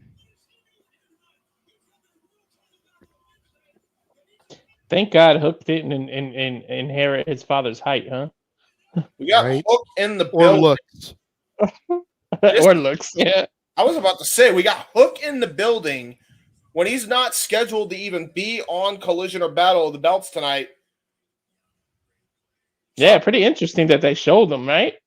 I was about to say, something was about to go down because Tony Schiavone's even shocked that he came out. I wouldn't be surprised to see him cut a backstage promo or something on Battle of the Belts. Well, backstage, I feel like it's weird. Like, if you have a backstage and you got Schiavone acting like that, he's got to be coming out to the ring, right? Maybe the water's boiling. We got to see what they cook. Yeah, that's true. That is true. He's cooking chips. He's cooking chips. He's making his own homemade chips. Hook brand chips. Available soon. Dude, holy shit. Okay, can we talk about something as we're on commercial break? I don't know if you have Go for it, bro.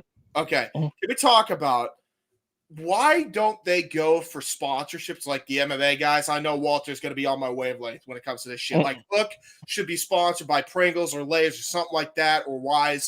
You should have a chip brand sponsoring his trunks.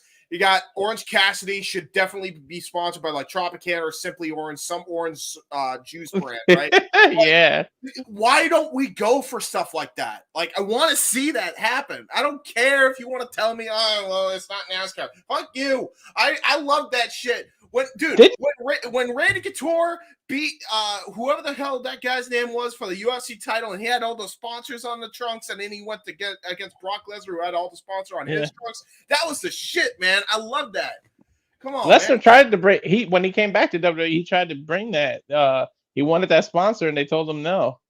Yeah, well, they weren't going to tell Brock no. I mean, come on now. He got what he wanted. They did, yeah, eventually, but they told him no at first. They didn't want that. What was it? What the beef jerky was it? What was it? What was Lesnar's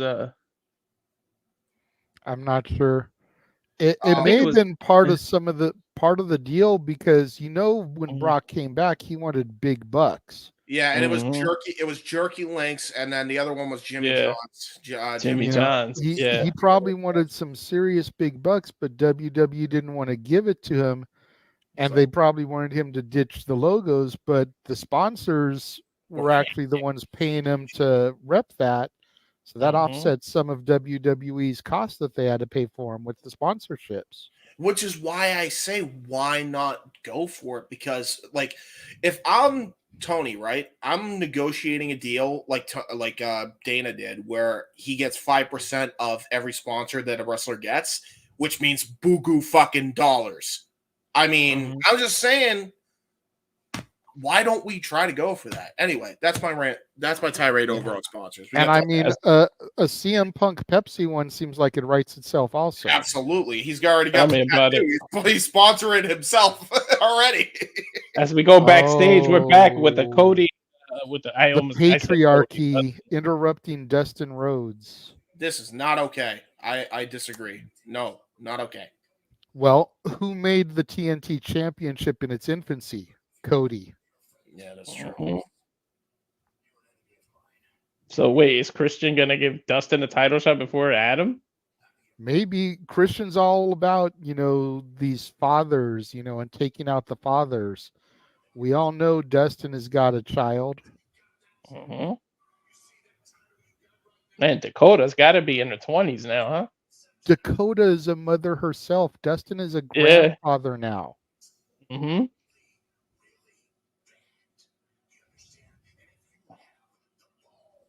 still waiting for the day Lucha branches out on his own. Luchasaurus just turns on Christian. You know they're building it. I love this promo, man. Dustin is so underrated on the microphone. Yeah, he gets fired up. Dude. Oh, shit. He he just invoked the American dream. Only your father was alive to see that.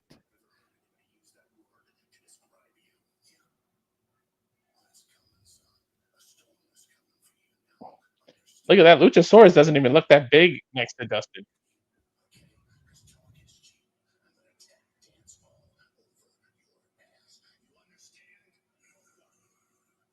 Talk is cheap, and I'm going to tap dance all over your ass. Yeah. All right. Well, they just sold it. I actually want to see that match now. Yeah, they really put me over on that one. That was good. That was a good promo. Phenomenal promo. And here we go. Adam Page. All right. Well, listen, ladies and gentlemen, if you could give me the solo shot, JJ. I gotta let you guys take this. Because if you all know, I did a thing way back in the day where I would protest anything with the Elite and not call their matches because of what they did to CM Punk. Much like I would do if I was on the other side and Punk being in WWE, I'd do the same thing. So this is my cue to take a bathroom break, maybe, quite frankly, take a number 2. And, enjoy, guys. Adam Page being a whitey little bitch for like 10, 15 minutes. Considering it's going against JD Drake, I don't think it's going to last that long. Well, it'll last long enough for me to take a number 2 at least. Go ahead, sir. Adam, wish I was a horseman, Hangman Page. And here comes JD Drake, member of the Workhorsemen. For a big man, this dude really has impressed me here in recent weeks, Walter. I don't know about you. Like, I had never seen too much of the Workhorsemen, but this last month and a half, they've really been heavily featured, and they're a damn good tandem. They really are. This man, he can move for a big dude. I mean, he's got to be weighed down. If not over 3 bills, at least close to it. Yeah, easily probably like 280. Yeah. 285. Bell rings. Here we go. Both men kind of pacing to start things off. Collar elbow tie up. Yep. Heyman gets backed into the corner here. Just kind of rolling around the rope here, going ring around the Rosie style. JD Drake has the advantage, but the referee trying to back him up. Pie faces Adam Page. I was going to ask, are we going to get a clean break? But he answered that before I even get to ask. Now Adam Page coming out, Fists of Fury just clubbing JD Drake. Drake on one knee already. You better stop. Hangman needs to stop paying attention to the crowd and keep his eye on his opponent. JD Drake kick to the midsection side headlock. Page shoots him off the rope. Shoulder tackle by Drake. Leapfrog by Page as Drake comes off the ropes. Duck down. Nice tumble over Adam Page Nice. by Drake and a kip up by Page. Just reversing though. Hangman with a nice drop kick. Barely moved Drake though. Side headlock takedown. Adam Page in full control here right now. You know they had to go to a rest hold after all that moving around they just did. Right for JD Drake. Hey, I can't talk too much shit. I was the same way back in the day. Yeah. Especially as I became more and more part-time and stopped wrestling full-time after the birth of my daughter. I needed a few more rest holds than I did when I was wrestling weekly. Nice chop there by Drake. Takes Hangman Page down. And JD Drake needs to stop just, standing there. As he gets the momentum on Page, as he takes him down, he has to stay on top of him. Hangman Page is a former AEW World Champion, whether we like to admit it or not. Yeah, JD you don't want to Drake give your needs opponent to stay on top of him. Otherwise, Adam Page is going to get that opportunity like he's doing right now, lighten him up in the corner to get that advantage going back. Yeah, you don't give him a slither of hope because any little move gets reversed. Like we just saw him reverse chops into the corner. Now it looks like he's going for the 10 punches on the corner.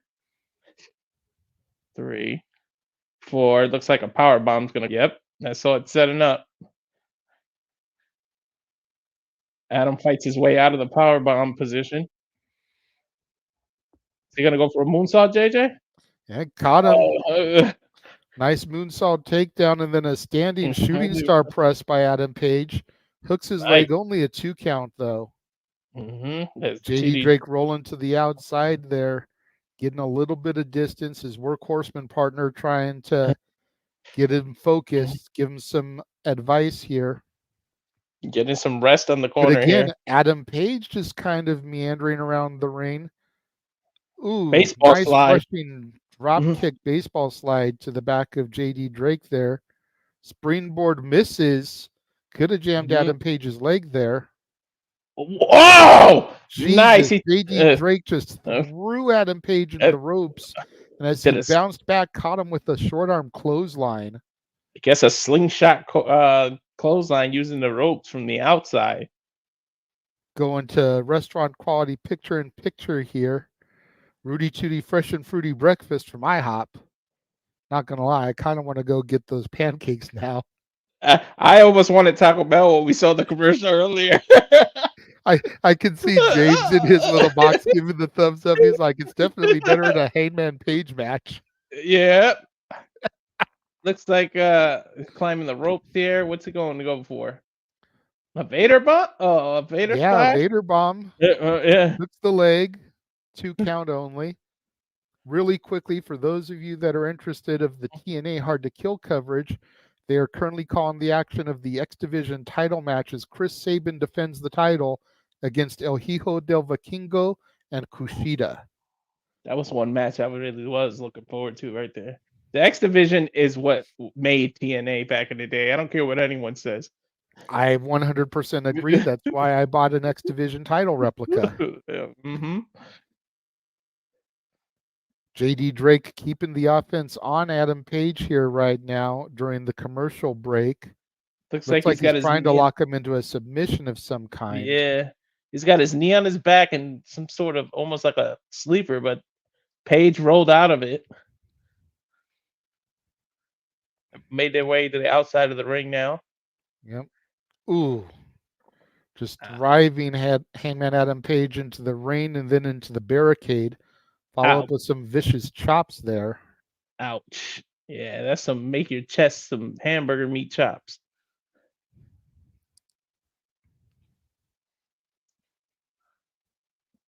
Good nice forearm shot.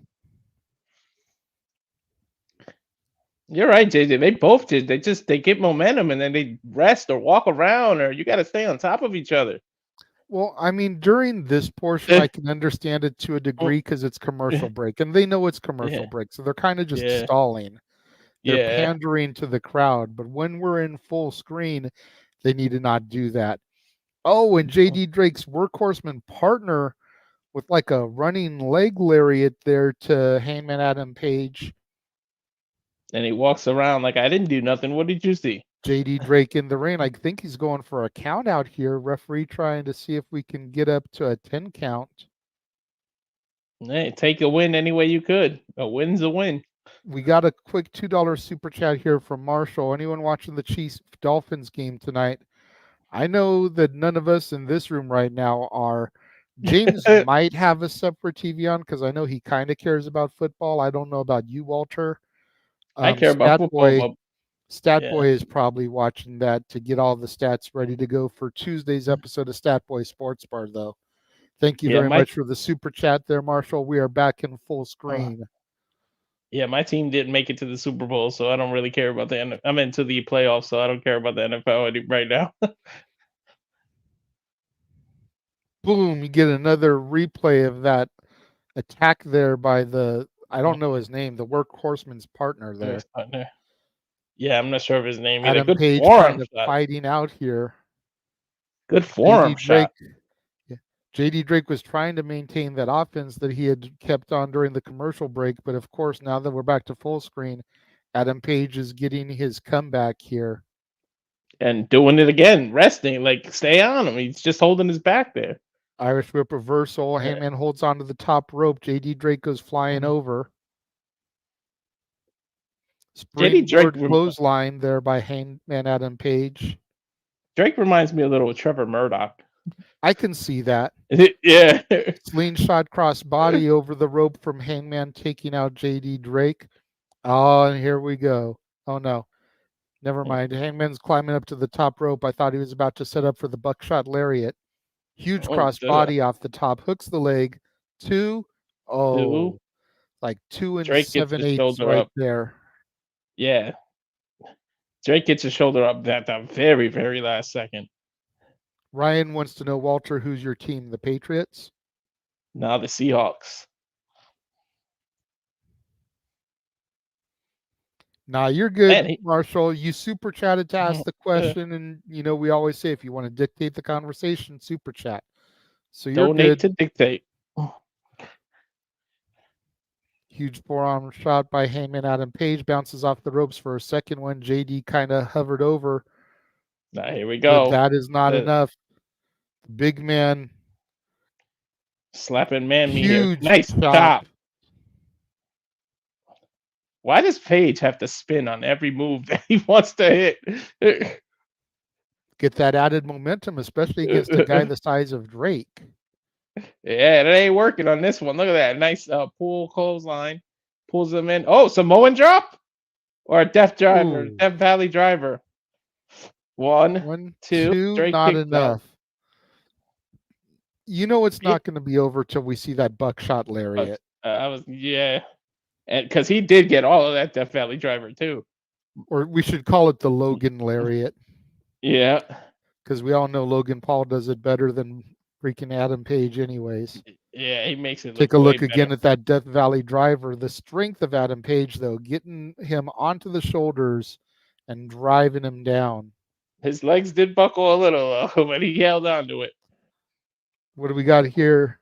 Power Driver? Couple clubbing blows to the back as Page falls down to one knee. He's got him in a power bomb position or a power driver position, but we have yet to know what's going on. No, I know Adam Page has another move that he usually uses. I forget what the name of it is, though. James, Backdrop. what's the other move that Hangman Adam Page has that's kind of like a pile driver, but he gets him from behind? Drake with his own cannonball, like KO's cannonball. Now Drake climbs the rope for a moonsault and misses. Here we go. This might be the buckshot. Outside. Yep. Moonsault nice taking moonsault. out the other workhorseman there. Here we go. Buckshot lariat. One, two, three. That's it.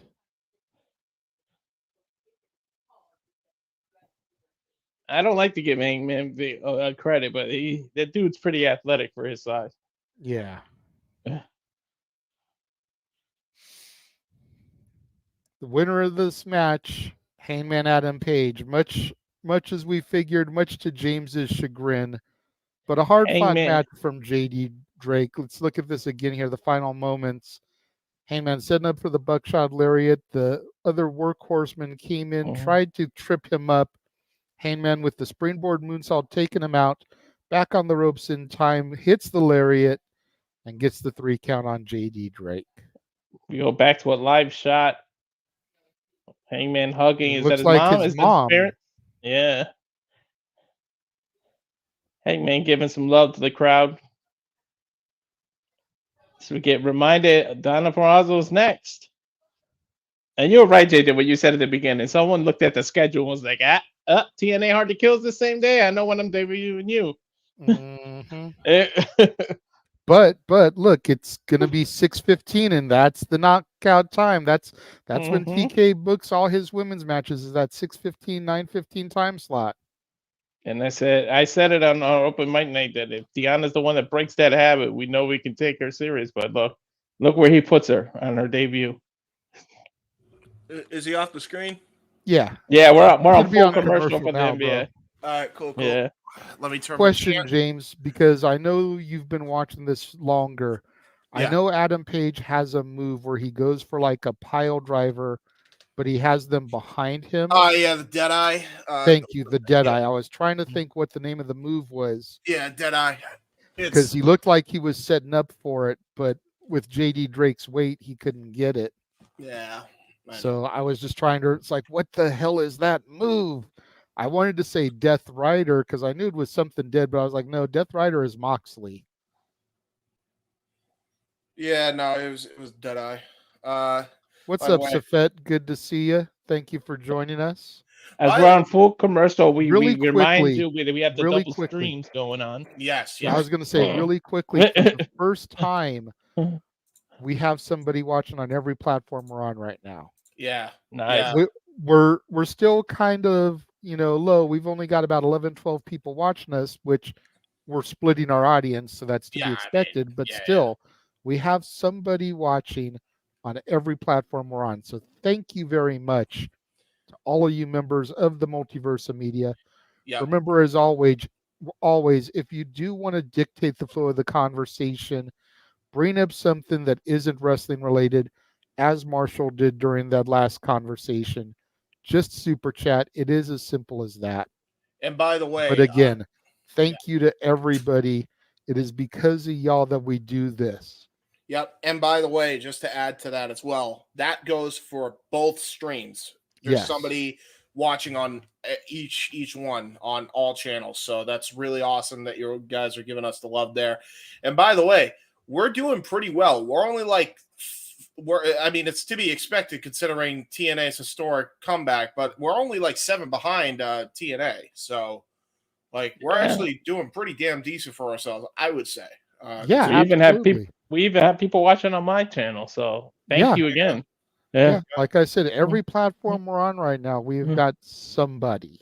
Oh yeah, shit. So we're on your Twitch, Walter, and then Jeff Twitter. Beach or Twitter, and then Jeff Beach is streaming on Twitch. We got all our bases covered, people. There we go. Look at that. For our stream right here, we're on Walter's Twitter and YouTube, and then on me, Jeff, Greg, yours, James, and Noah's YouTube. That's awesome. That's on awesome. Jeff's. He's on all 5 of our YouTubes. He's not on Walter's, but he's on Datilla's Twitch. Yep. So pretty damn good, man. We're running 6 to 7 different outputs per stream. Here we go. We're back, and it's Deonna Purrazzo's AEW debut. And Red Velvet is her opponent, man. I'm looking forward to this matchup. I'm telling you.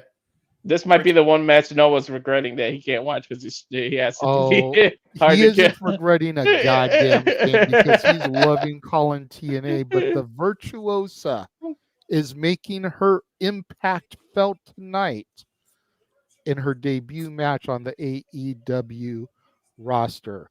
Long may she reign. Absolutely. Or excuse me, let me take a page out of Datilla's playbook.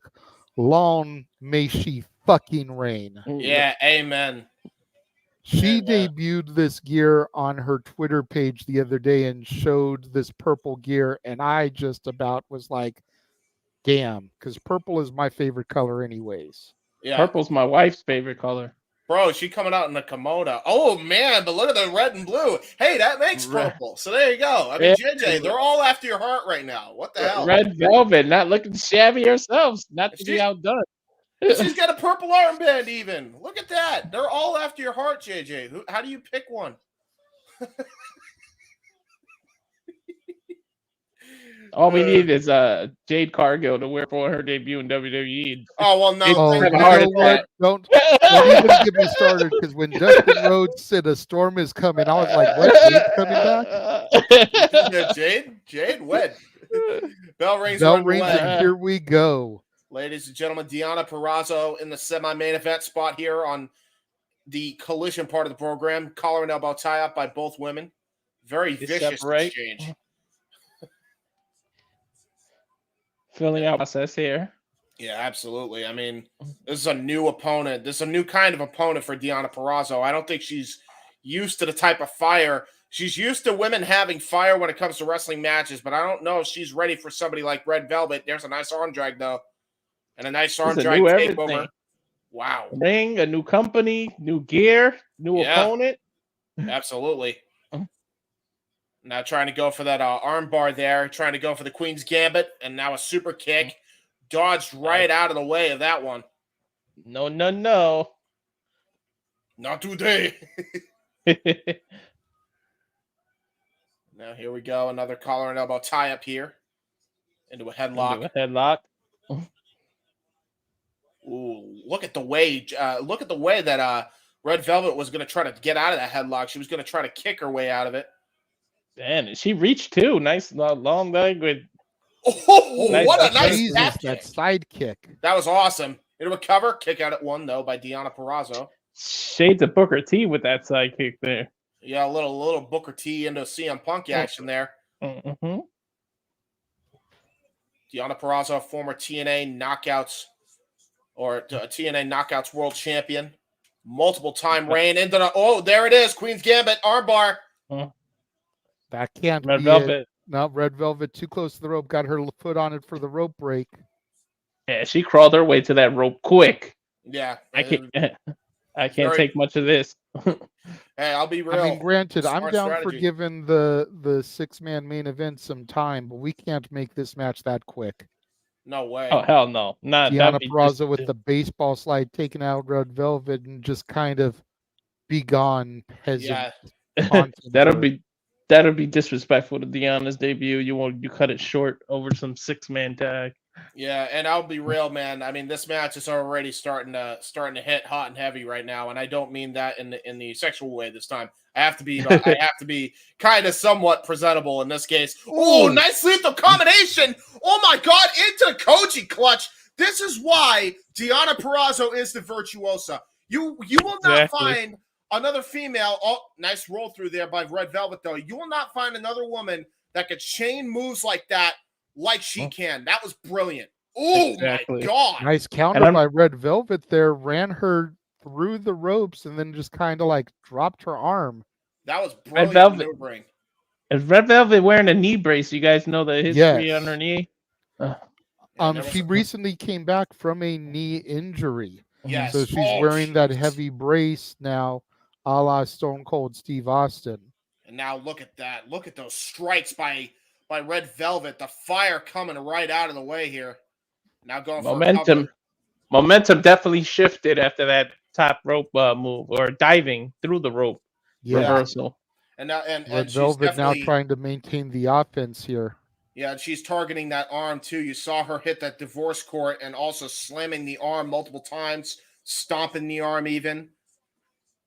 Yeah, targeting like that she's arm. Focusing on her elbow. Yeah, and that's very smart when you're dealing with a submission expert. That's definitely the strategy that Edge was taking when he saw that big bullseye on Lee Moriarty. That's exactly what you want to do against a submission expert. You want to take out their heavy artillery, which is their arms and legs.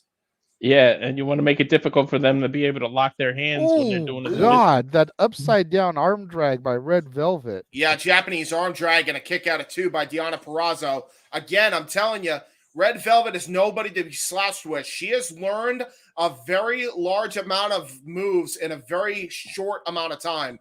she is definitely one to watch out for as the years go on in AEW's existence. She's definitely looking to ruin Deanna's debut here. Absolutely, trying to play spoiler. Well, I mean, you figure over in TNA, well, I guess we should say Impact because that's what it was before she left. Over in Impact Wrestling, Deonna Purrazzo was a big fish in a small pond. Absolutely. Now she's coming into this pond where there's all of these other women that have already established themselves in AEW.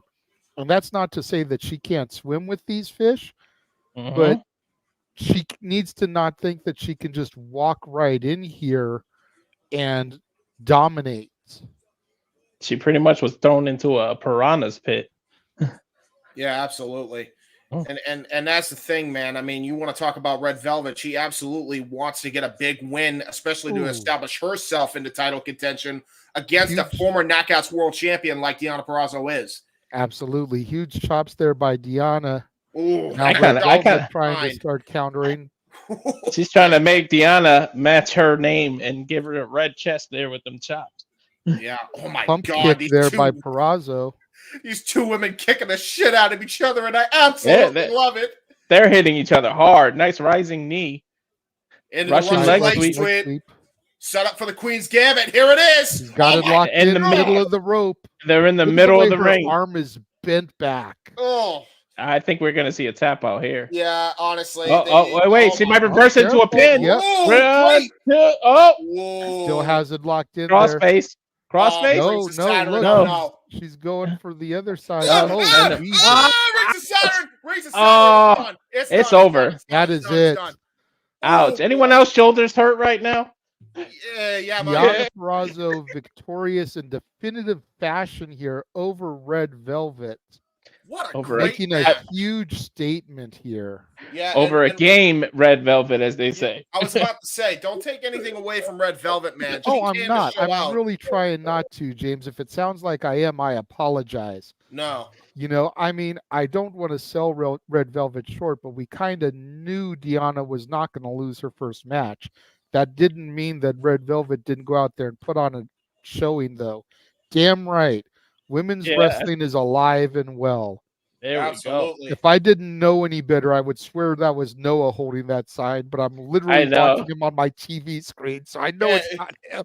It might be his doppelganger. We don't know. Maybe he cloned himself. He discovered cloning technology. And Hook! Hook is in action, ladies and gentlemen. Just announced Hook issuing an open challenge. He wants to compete here tonight.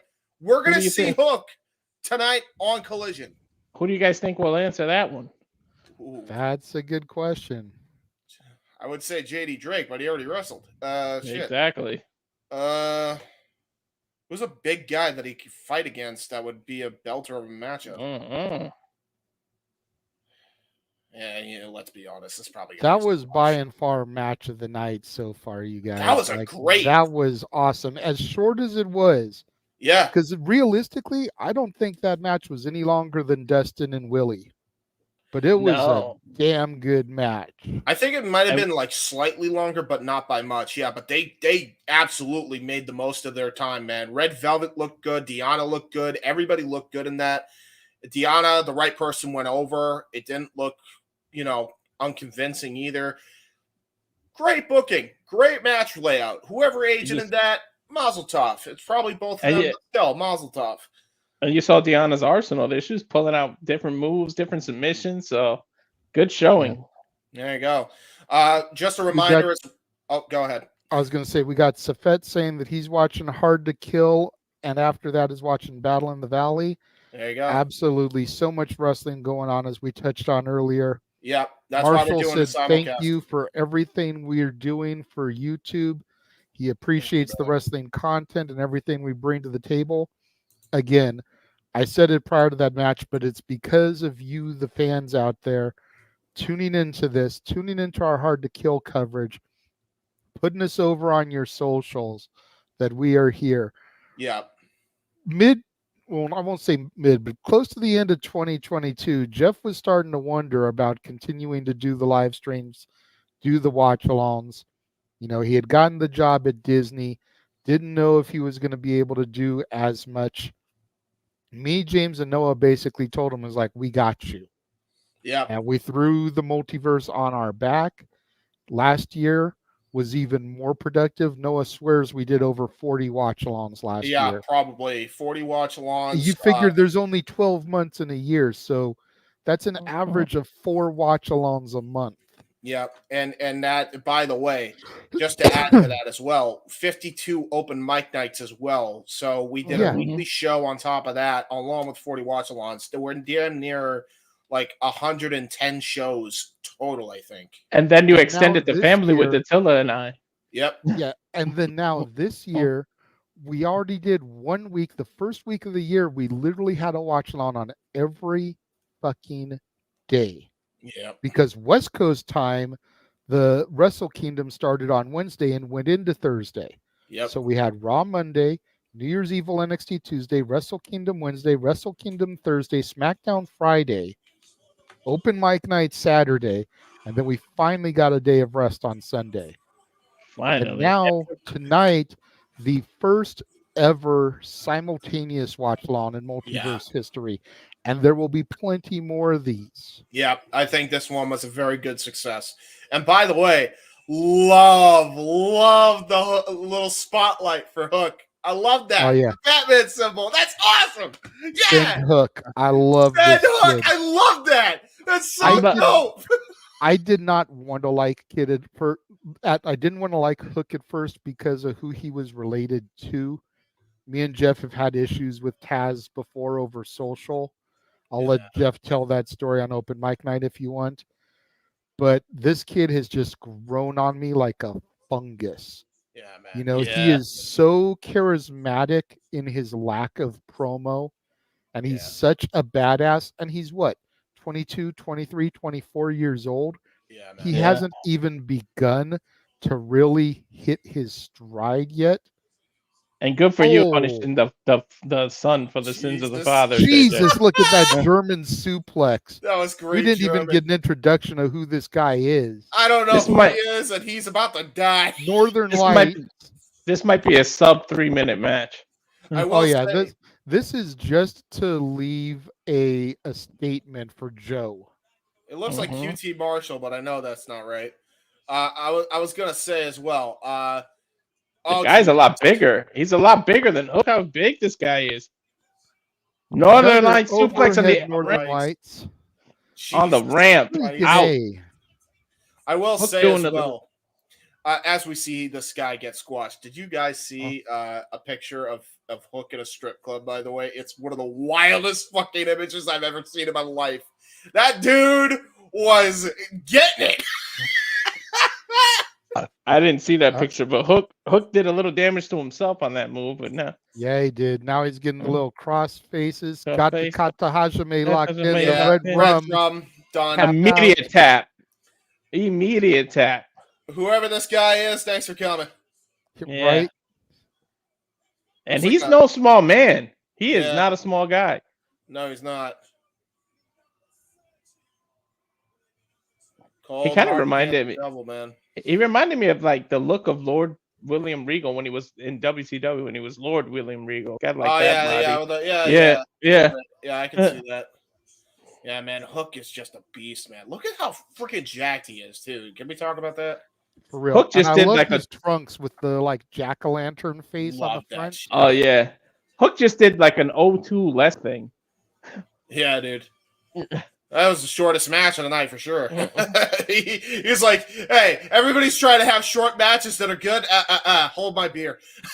Right. Hold this title. Hold this belt right quick. Yeah, exactly. We'll hear from the Young Bucks on Wednesday. I swear to God, did they look like a couple of Miami Vice drug dealers that you ordered off of Wish.com? Dude, they look like they're trying to be like the and next we got it for the TNT Championship, There we boys. go. Dustin Rhodes and Christian Cage. Yeah, and there's also the Gates of 6-man Agony tag and Bullet titles. Club Gold. There it is. I will say. I hope that title changes hands there. I the agree. Man. I agree.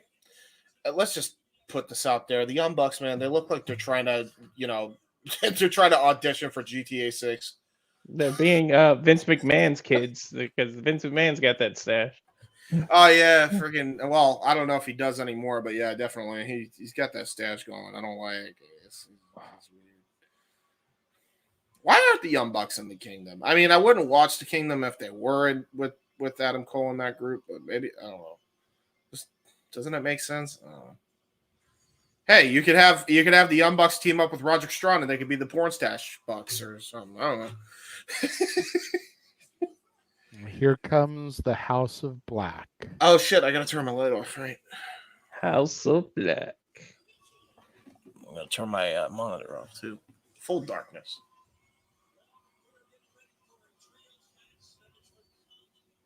What's that? 8? Was that an 8? Was that a 10-3 or 18-3 trios record? 18-3 trios record, I believe. These when they are on, they're on, man. There's not a better trio in wrestling right now than the House of Black. There's not a better faction period than the House of Black right now.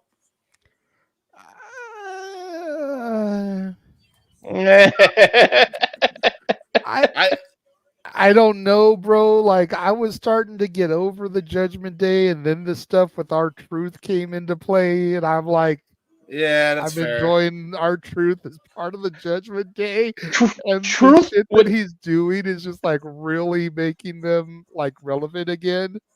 Truth with Judgment is like Sami Zayn with the Bloodline. He was just a shot in the arm they needed, and just to get him till WrestleMania. That's all they got to do is get him over that hump to Mania. It might turn into I would love it if Truth gets a WrestleMania match against JD. Yeah! The woo, baby! Sorry. Continue, Walter. No, I was just saying I would love that if that leads to Truth actually getting a WrestleMania match against JD Dunham. I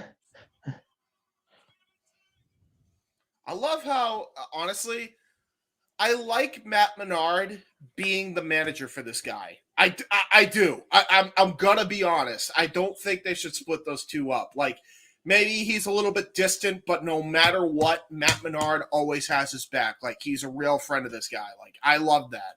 Keep that going. FTR making their way to the ring.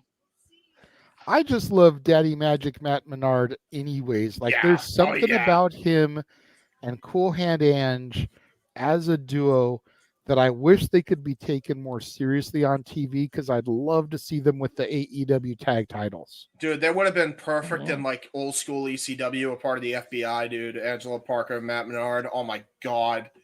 And this angle that they were doing recently with Angelo and Ruby Soho, and like the little flirtation and everything, I thought was just so damn adorable. Yeah, and I don't care if I lose man points for it.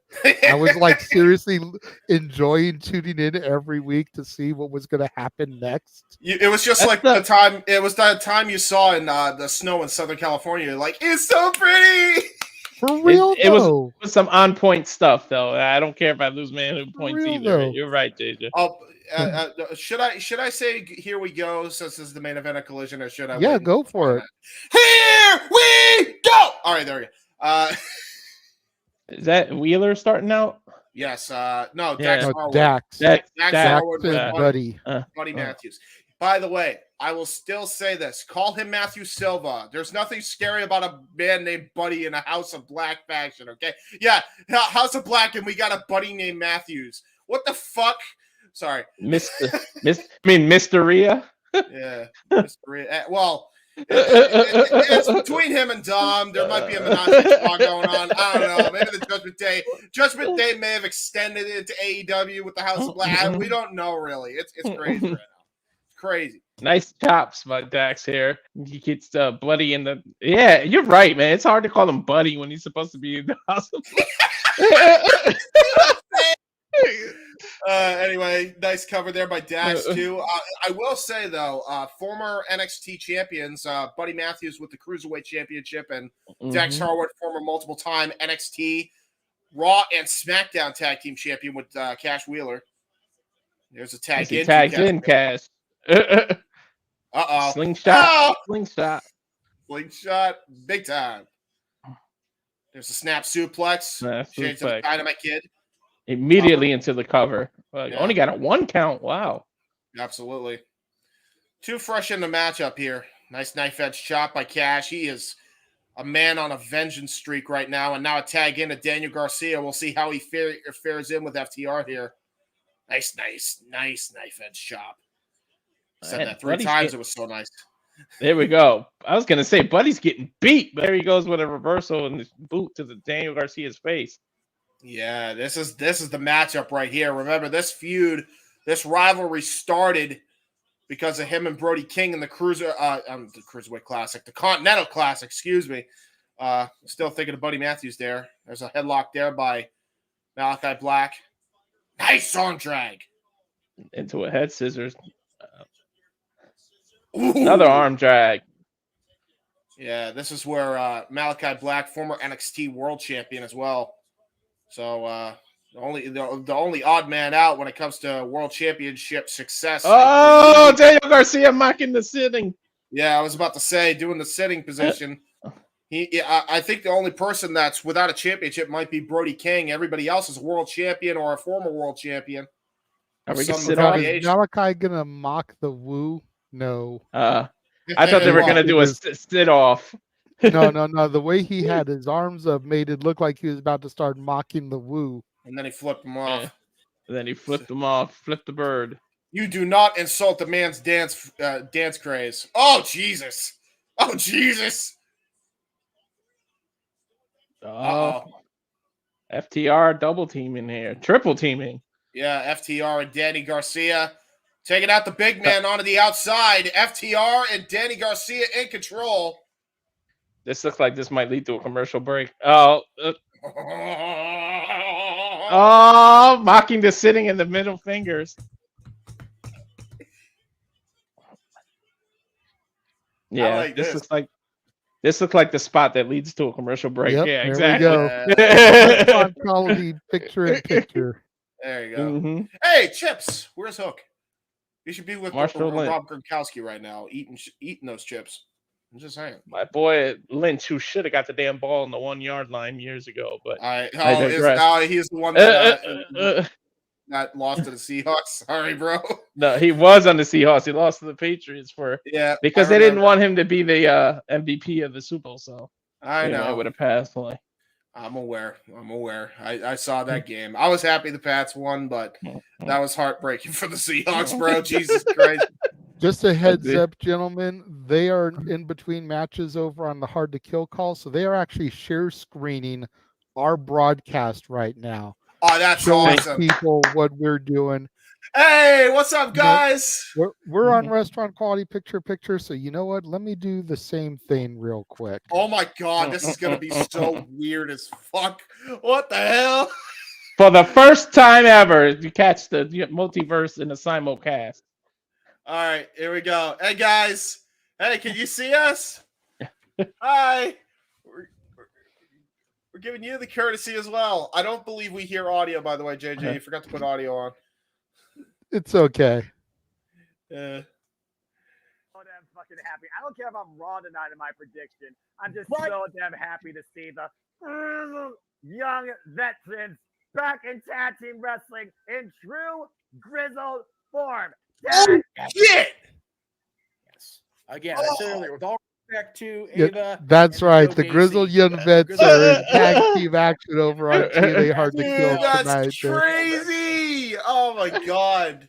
Lucky bastard, man. I saw their return on DPW though, so that was really cool. Oh my God. That's so dope, man. I love that this is happening. This is so cool. It's a trip. I love being part of this. See, and now they just realized that Jeff just commented about it on the screen. Yeah, there you go. We should do it. Awesome. We should do it like right in between. This is awesome. Oh, we're in full commercial break. Let's both do it. Let's go. Tell They're Jeff getting ready to start their tag team match now on Hard to Kill as ABC defend the titles against the Rascals, Mike Bailey and the Laredo Kid, and the grizzled young vet. There you go. Oh, this is gonna be fun, man. Speedball Mike Bailey, my MVP of TNA last year. Same. That dude, like nothing against Josh Alexander or anybody else in that company, but when that dude wrestled 3 matches on the same day on WrestleMania weekend, Yep. I was like, this kid is an MVP. Yeah. And Orange Cassidy was my MVP for AEW, and Dominic Mysterio was my MVP for WWE. Yeah, that's fair. That's fair. And who would win, James, if all 3 of them were in a match against each other? Just that's a good point. That'd be a hell of a match. It would be a great I think matchup. it would probably go to Speedball. No, you know I what? think so. I think Orange Cassidy would take it because I think Dominic and Speedball would be so focused on each other that Orange Cassidy would just kind of coolly come in and collect probably that victory. He is so calm, cool, and collected. By the way, we're back in the in-ring action. Drop kick by Cash Wheeler as he gets the hot tag. Brody King 2 now. drop kick. Yeah. Tries for a clothesline, but to no effect. Oh, Jesus. Tries to go for another clothesline. Yeah, good luck. Jumping clothesline. Good luck trying to get this big man off his feet. Yeah, he was just absorbed that punishment and looked at him like, thanks, gonna have it. Brody King trained at Santino Brothers Wrestling Academy, same place that trained Gino Rivera. Yep. Oh, Jesus. Yeah, good luck, man. You are not going to get Brody King down easy, guys. Oh, no. No. Oh! Total elimination. There we go. Total elimination. Clothesline chop block combo into the cover. Hook to the leg. There's 2 and a kick out. Shades of the Eliminators from ECW, except if memory serves me correctly, it was a jumping leg kick and a chop block. Yes. Yeah, it was jumping leg kicks and a jumping leg kick and a sweep, actually. Well, you want to get a man this big as Mr. King down, you got to pull those moves out. Yeah, and that was actually, you know what that actually reminded me of? I realized that was actually the Fall of Humanity. That was the old NXT Tag Team champions, the Ascension. That's the playbook they went to. See, to me, it just reminded me of Total Elimination, and we know that FTR are students of the tag team game anyway. So there was a Baldo bomb and a kick out by Dax Harwood. By the way, Jesus, that was vicious. Choke slam power bomb. Wow. Yeah, Baldo bomb. Shades of Albert. A-Train. Well, the replay, boom. That almost looked like he was going to get the 3. Yeah, Matt Bloom, of course, one of the main trainers in my NXT currently. Yeah, so I mean, maybe he watches NXT. You never know. Maybe he watches all of the NXT, including yours. Well, didn't most of these guys come through NXT? Like I know Malachi Black was there. I know Buddy was there. Wasn't Brody there also? Yeah, FTR, Buddy, and Malachi were all in NXT. The only 2 odd men out of that contingent is Brody King and Daniel Garcia. Okay, I wasn't sure about Brody. I knew Daniel wasn't, but I knew the other 4 were. Brody's the only one I wasn't sure about. Brody gets dashed into his corner with it, puts his head against the turnbuckle. And this is what makes this trio so dangerous, too. They're just able to isolate that ring. They have such a hybrid of styles that they're able to just switch up the game plan at a moment's notice like they are right now. You got a Muay Thai expert when you're talking about Malachi Black and the way he's able to blend that in with wrestling, striking, and martial arts. And then you have Brody King, who's just a big house powerhouse. And you got Buddy Matthews, who's probably one of the most proficient technical wrestlers in the world. This is what makes this trio such a dangerous unit, man. Yeah, the way the pace switches just depending on who's in the ring. Like you get Brody King with this big, smaller pace, the slower pace, and you get used to working that. And then Malachi Black gets tagged in, and now it's all quick offense, jumping and submission holds, and yeah, you don't get a shot to rest really. I know. Daniel Garcia looking like he wants in this match. And Daniel Garcia absolutely wanting to get a shot on Malachi Black as Dax now is able to scale the top rope, going for a falling headbutt. Ooh. Malachi able to roll out of the way, and that was definitely a rough landing for Dax. Yeah, landed on both of his knees. That's an easy way to blow your kneecaps out. And straight on his skull as well. He already has knee issues. We know his history of his knees. Yeah, exactly. Shout out to Safed, who's watching both streams right now, the AEW and the TNA stream. Exactly, man. Thank you for the love, Safet. That's why we're doing this. Absolutely, man. For the love of wrestling. You can check that out every week, by the way. Just pick your poison, Throw Safet. Dax into the barricade there. Yeah, that's Brody King's philosophy. Just when the going gets tough, chuck him. And then chop him after. Yeah, exactly. What is Brody? 6'7", 6'8"? Something like that. Yeah, he's a big boy. Covered in tattoos. Yeah, very much. Basically, if he was a mix of Bray Wyatt and Bruiser Brody, it's Brody King in a nutshell. Tag into Malachi Black here. You know what? Let me see Brody King against the dude that just won the North American Championship in my NXT, that Obafemi guy. Oh yeah. Holy hell. You want to talk about some big meaty men slapping meat? No, again, look at this. Look at the way they're just cutting the ring off, man. They're playing FTR's playbook. Quick tags in and out, keeping the fresh man in. Yeah, classic back to tag team wrestling. quality picture here once again.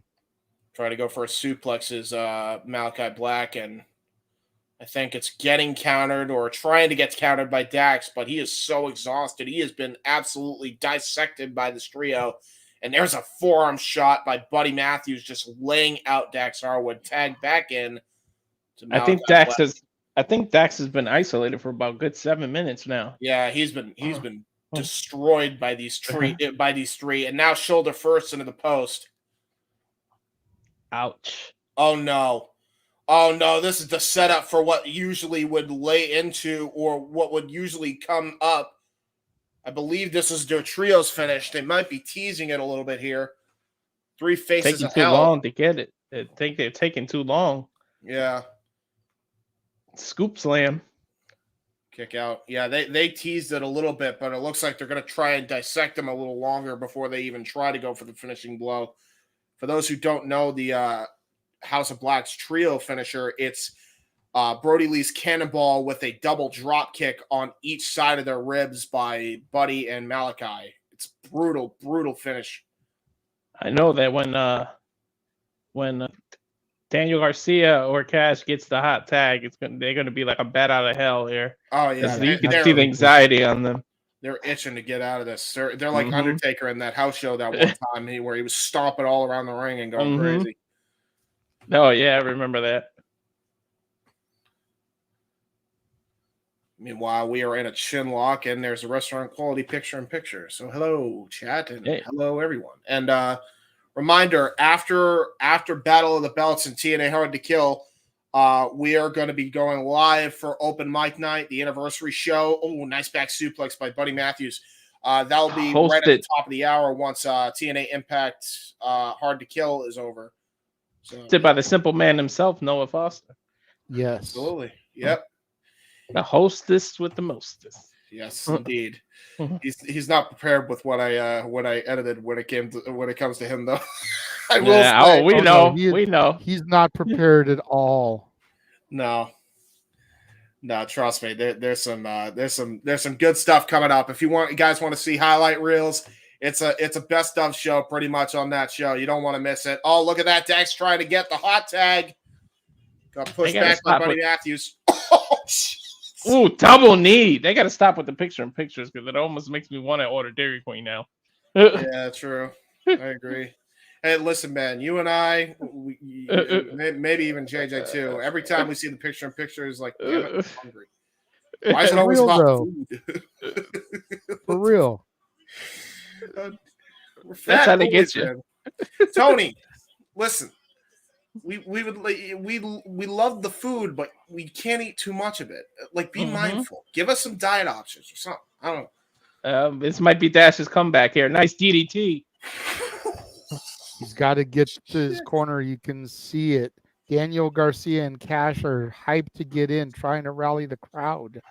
And you'll notice Buddy barely hard. moving. And you'll notice that Buddy rolling to his corner. He's got a little bit of forward momentum. Dak's still struggling. Yeah, and Buddy has a lot less to go. Oh, no. Oh, there it is. Back to Garcia. Oh, Jesus. What were you saying, JJ? You'll notice. I mean, James. I don't remember what I was going to say, to be honest. It's fine. Oh, my God. Right now, we're just seeing Danny Garcia on a house of fire right now. Just absolutely brutalizing. the House of Black here. They released a pit bull out of the cage and he went crazy. Oh my God! Well, that might have been one of the most vicious knee triggers I've ever seen anybody pull off. Daniel Garcia just laid that knee right into the side of the temple of Buddy Matthews. Christ. He did it so smooth and quick, too. Dude, he just brutalized him with it. That was awesome. Now Daniel Garcia and Brody King getting into it. Yeah, the two men from the Continental Classic that really had a showing out here. Uh-oh. Oh, no. That's not good. Oh, geez. Arm drag takeover from the inside of the ring to the outside. Dragon screw leg whip. And JJ, hit Noah's line if you could. Which one? Damn, that move has to suck. Oh. Damn, that move has to suck. There it is. He could have really got hurt because he didn't turn with the screw part. Nice brain buster there. Yeah, sheer drop and into a kick out by Malachi Black. That was almost it, dude. That was almost it. He almost got the W.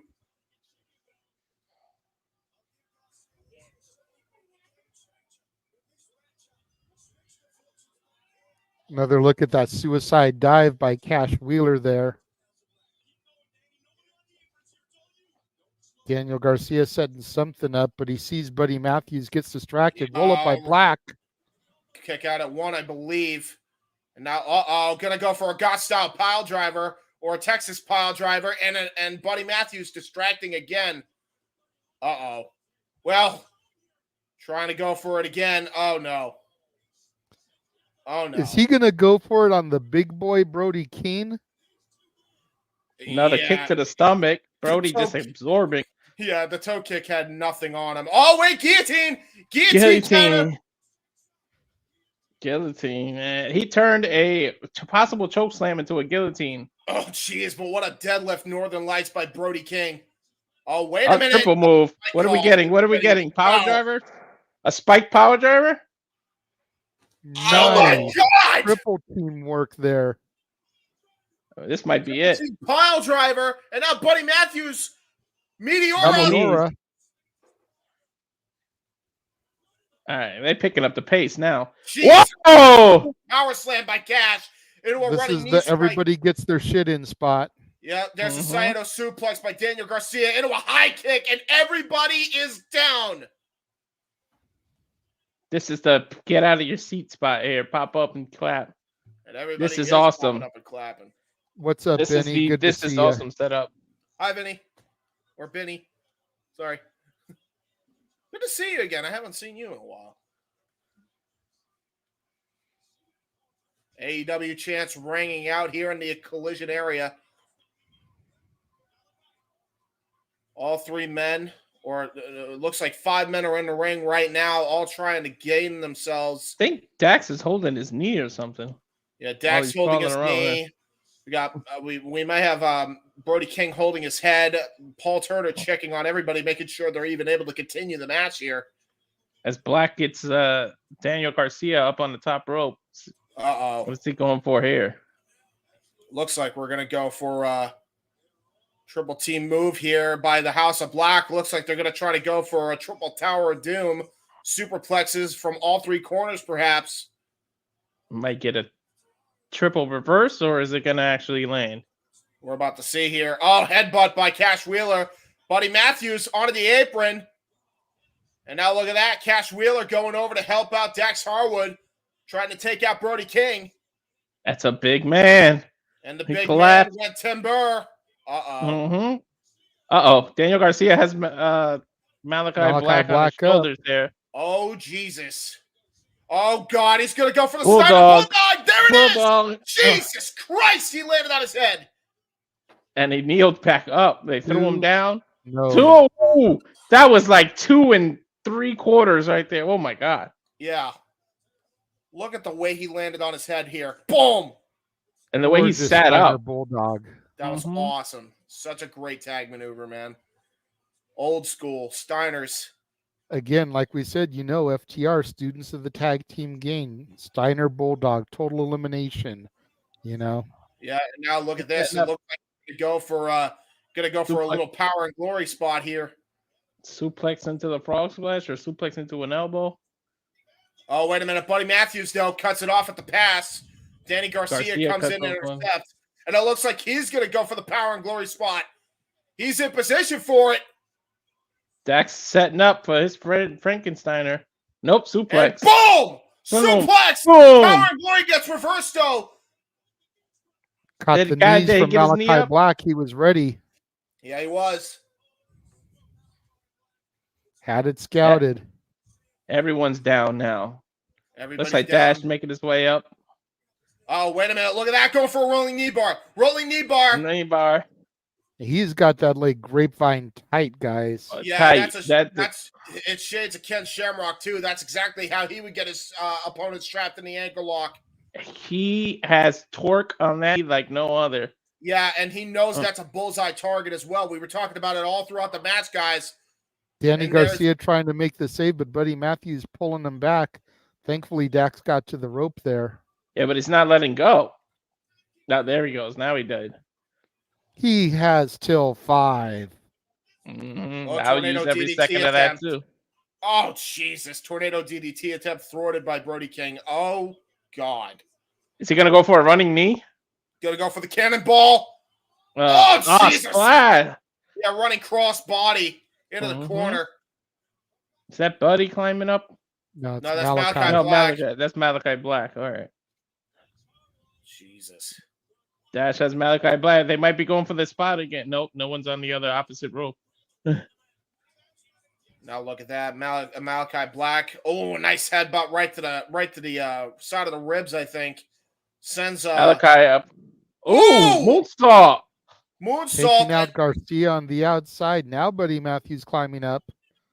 Sunset flip. Through. You're going to try to go for it. Looks like a power bomb. Got all of it. Got all of it. 1, 2. Oh! The strength of Buddy. 1, 2. Oh, he flipped it reverse. Dax reverses it. I thought he was going to turn it into a triangle. Oh, backslide. 1, 2. Oh, going to go for a power driver. Holy shit. Damn, he spiked Buddy. That might be it. 1, 2. Oh, Buddy kicked out. Kidding me?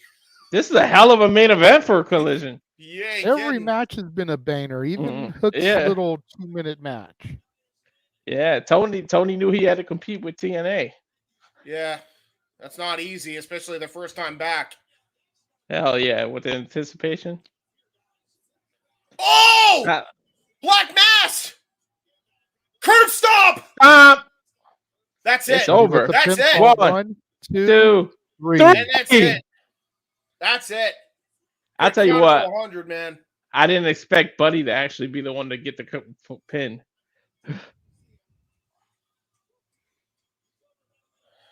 That was a great match, though, man. Take nothing away from everybody. That was awesome. Great main event. That was awesome. I will say, Daniel Garcia looks like he might be holding his eye there after that match. He may have hurt himself during this encounter. We got Matt Menard trying to check on him, making sure he's all right. I think when he got thrown off the corner there, it's like he wasn't the same after that. Yeah, something bad happened. Oh, now look at this. Uh-oh. Oh, wait, was he the one that took the splash in the corner? That's what it was. Yeah, and now, no, not Matt Menard, no. Uh-oh. Matt Menard got pulled off of commentating it. Is he going to join them? Like, what is this going on? Okay, there we go. Jesus. Cash, they got chairs. FTR with chairs now. Well, it's equalizers. Turn into a Pier 6 brawl right now. Equalizers. Yeah, you're damn right. Danny Garcia swinging for the fences there. Now they're stomping on Malachi Black.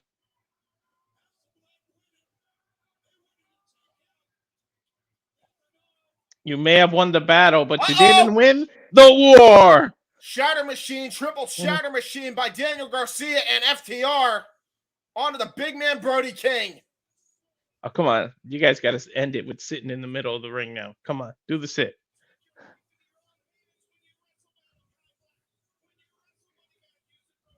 Amazing matchup by all 6 men, and what I'm sure is far from over this issue between all 6 of these individuals. 7 if you count Matt Menard. Yeah, the battle's over, but the war has just begun. Yeah, and speaking of wars, we got Battle of the Belts coming up next. Main event. Wait a minute. Tony saying, hold on. What the heck? What in the hell? We got a brawl going outside right now between Sammy Guevara and Chris Jericho. They just cut it off. They just cut it off. Oh, there we go. No, we're back on the air. Battle of the Belts is live, and it looks like it's Big Bill and Ricky Starks trying to get the jump on the number 1 contenders. Jesus Christ. Looks like they're starting right out with the street fight. Oh, okay. Elegant. So, hello, Jeff. Yeah, we got a street fight going on. So, as you guys start Battle of the Belts, Dana Brooke, Ash, they're calling her Ash, just debuted on Hard to Kill. By the way, I'm on both channels right now. Let me see if I can get my camera to work here. Let's do this. There we go. Hi, guys. Hi. Yeah. You said they calling her Ash? Yeah, Ash by Elegance. Is that what they said, Noah? Yeah, that's by Elegance.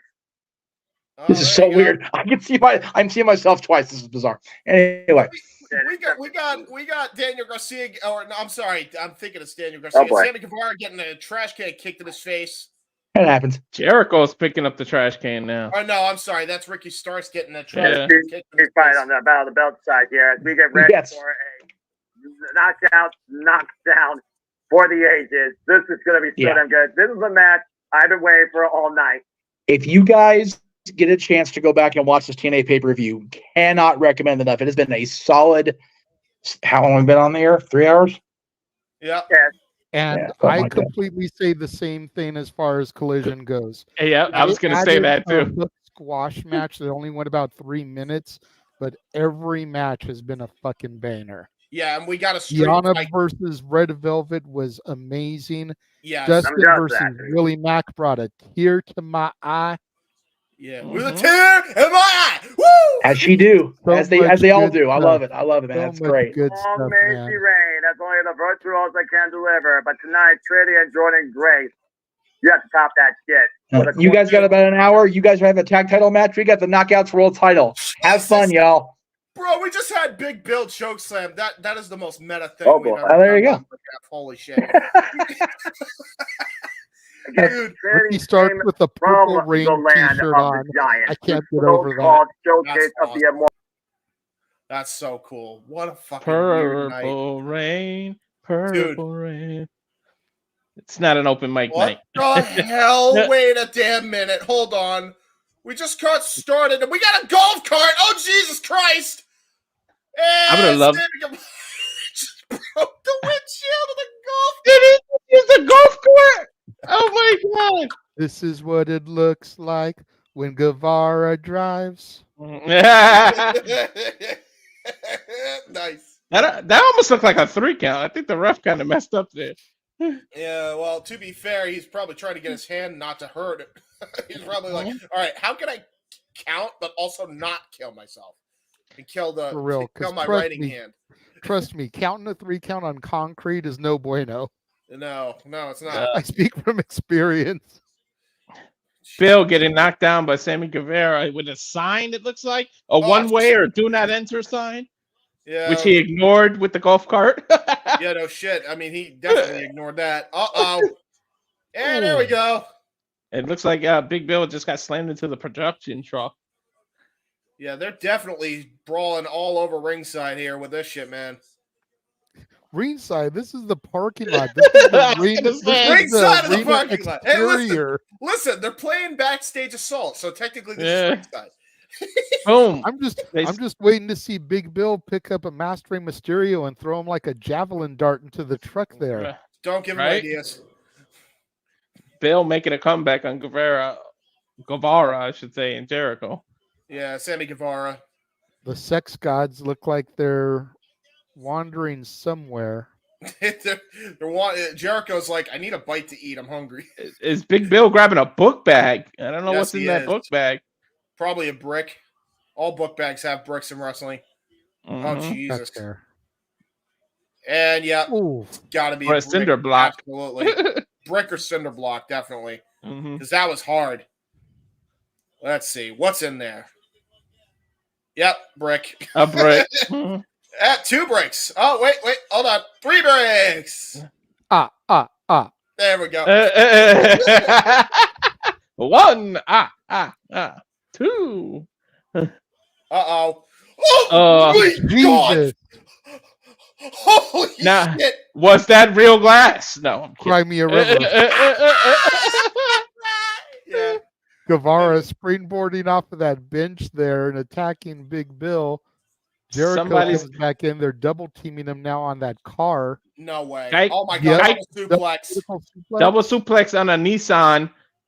Double suplex. Oh, boy! Somebody's going to be calling Geico later.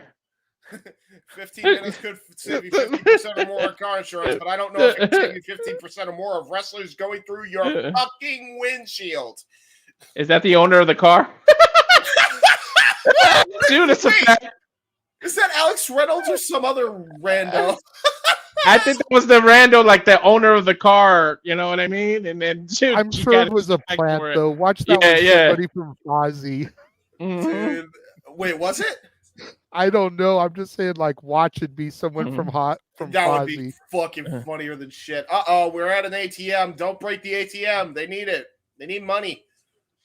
Mm-hmm. Now we're going to the doors. Are they making their way into the arena? Hey, there's 3 doors. Yeah. The brick there. There's 3 doors. Looks like Make they're the 3 actually doors go coming down. into the arena. Over by the elevators. Behind those eyes you lie. 3 doors down. Get it? Washing machine. Yeah, and there's the wet floor sign.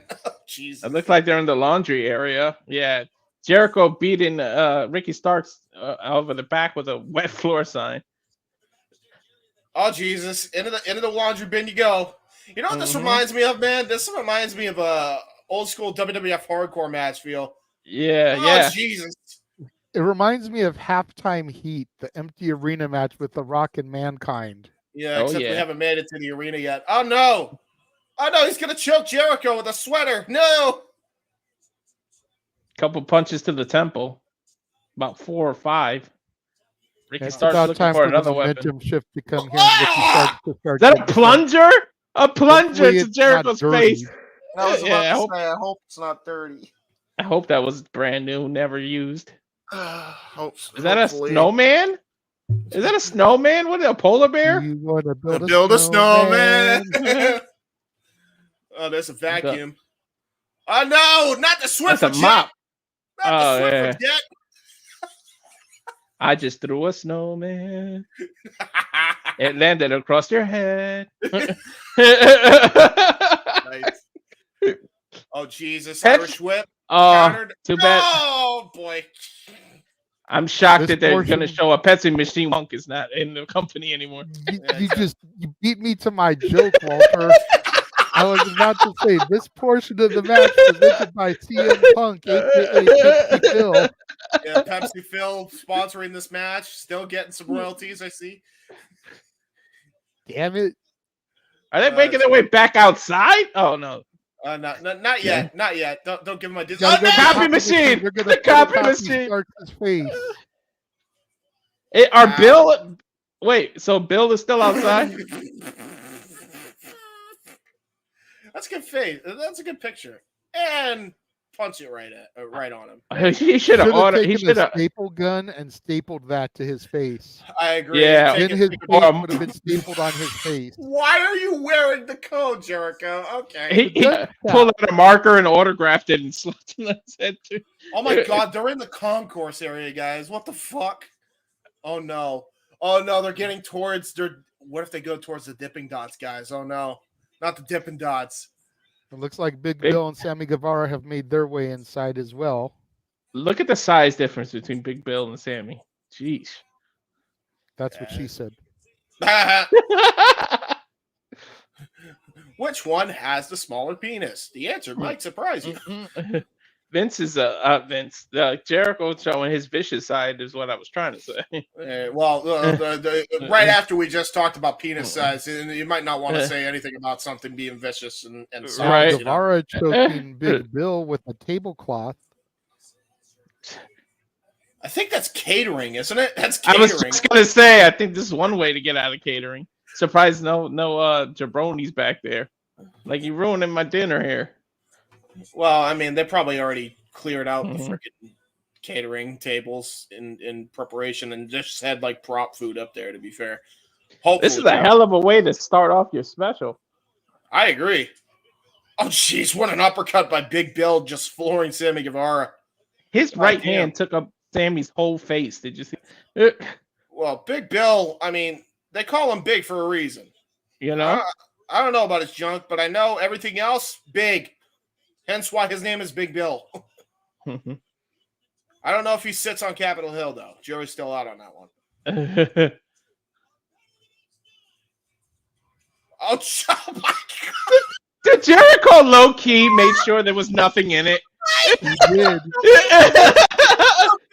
Hey, maybe Jericho is like me. He does not like to see food go to waste. As we are in restaurant quality picture in picture. Good segue. Woohoo! Meanwhile, of course, on the Hard to Kill coverage, Jeff and Noah are currently calling the Knockouts title match between Trini and Jordan Grace. There you go. I picked Jordan Grace for that one just because I said TNA might, because of they're coming back, they might want to shock people and do some title change. Yeah, probably. Well, yeah, plus you got to figure there's a very heavy rumor going around that Trinity's contract with TNA expires on January 20th. And there's heavy rumors that she may be featured in the Rumble a week later. So you kind of wanted to get that title off of her before she comes back to the E. Hey, listen. Yeah. All I'm saying is that didn't stop them from getting Mickie James into the Rumble. I'm just saying. There was a big difference there. That's Mickie was still full on under contract. Trinity's contract is expiring. So unless Trinity re-signs and we don't know about it, now that it is a completely new administration, I would not be surprised to see her come back home. That's fair. And join her bloodline officially. Aaron and I have been calling that for years. Ever since the Usos have split, Jimmy has been floundering while Jay has been thriving. I said she might be the voice of reason. She might be the voice of reason to bring them back together after WrestleMania. We are back, and thank you again to everybody who is joining us. Once again, we have complete coverage across all of our streams. That was awesome. That is awesome that we have so much coverage on all streams. That was the sickest thing Sammy Guevara's ever done, running up that wall and hitting a super kick. Dude, that was fun. I didn't want to interrupt JJ, but I reacted silently to myself. Show me the replay because I was off the screen to do the business part. So Big Bill threw Guevara into the wall, but he ran up the wall and did a backflip and turned it into a super kick. Yeah, and I mean, it took like a second to do. Like it was seamless. Oh man, I wish they went to commercial now so we could have rewound it a little bit. Yeah, no, we'll definitely rewind it later. Oh Jesus! Ooh, to the shoulder. Head of Big Bill then. Yeah, shoulder and head definitely. It looks like they're near the control room, or like the broiler of the arena or something. The boiler room brawl. Boiler room brawl. Here we are.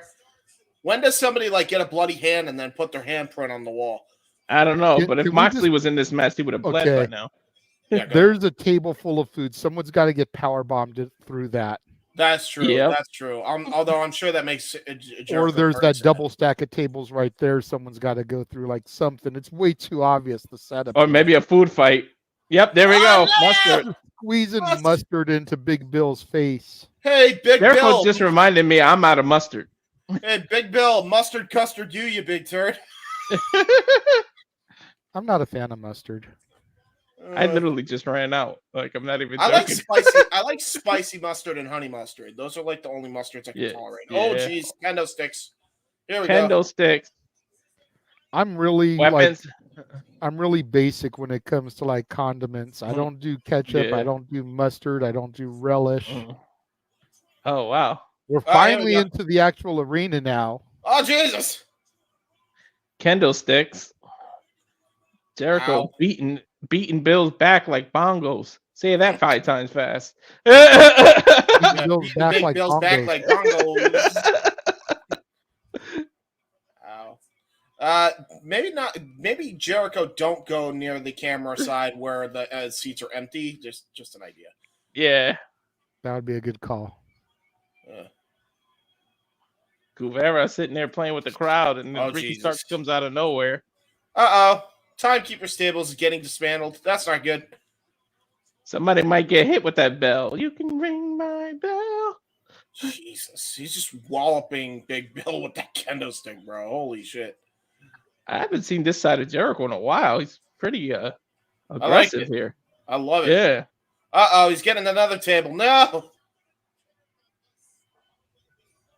Oh my God, he's got an old school AEW table. That was the first table ever used in AEW, by the way. I know that's really weird lore, but those tables sucked ass to go through, and Joey Janela and Kenny Omega had to use them way back in the day. They don't even look. They don't even look wood.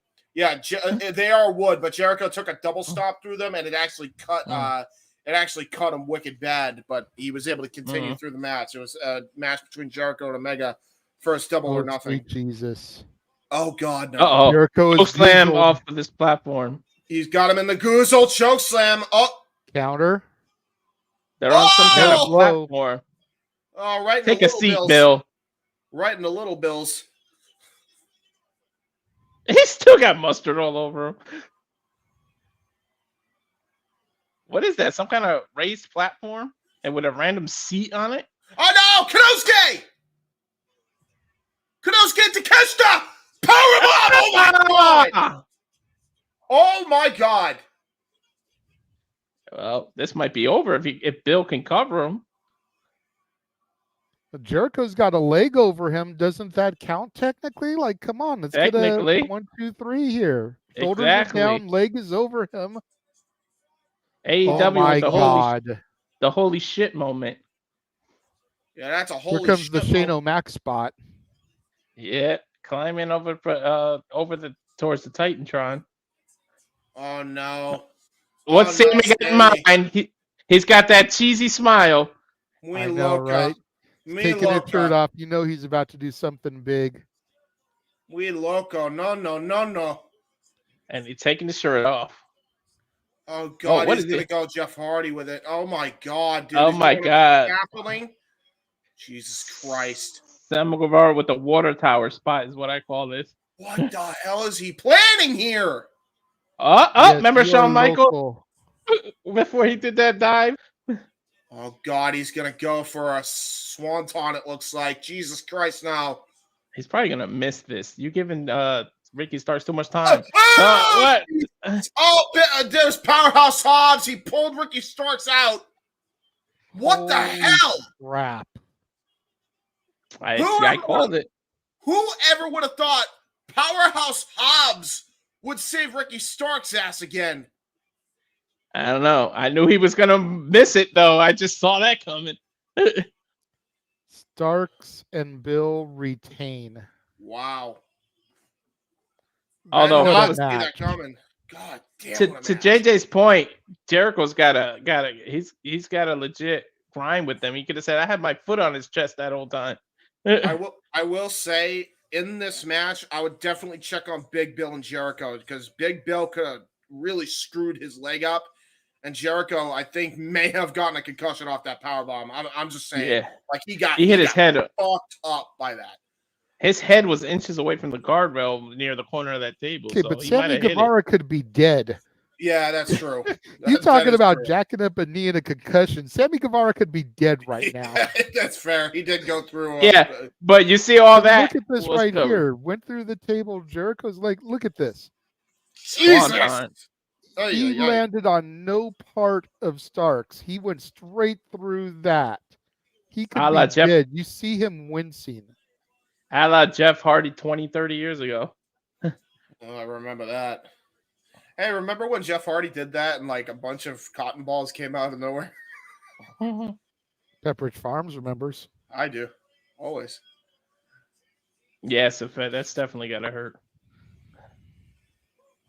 Hell of a way to kick this off, though. Hell of a match. How do you even follow that? I was gonna say that they probably go into the back and say, "Hey, follow that, bitches." Next, they're gonna do the women's match because that's gonna. You see, look, they're gonna use that as their cool down match. And Orange Cassidy and Preston Vance which is okay. Now that we're on full blast commercial, can you back it up for JJ to see that? No, it's okay. No, don't worry about it. Don't worry about it. It's DVRing. I'll watch it back later. Okay. I got it. No, I got it. Hold on. It's fine. Let's keep the forward momentum because we don't want to have to get everything resynced back up. That's true. I was going to throw to a commercial anyways. All right. Fair enough. This is disrespectful to Julia Hart, by the way, to make her follow this. Like, I agree. For real. How dare you? While we wait on that, we're going to take about 50 seconds and take a look at all the upcoming special events coming to Open Mic Night that have already been booked this year. Stay Absolutely. tuned.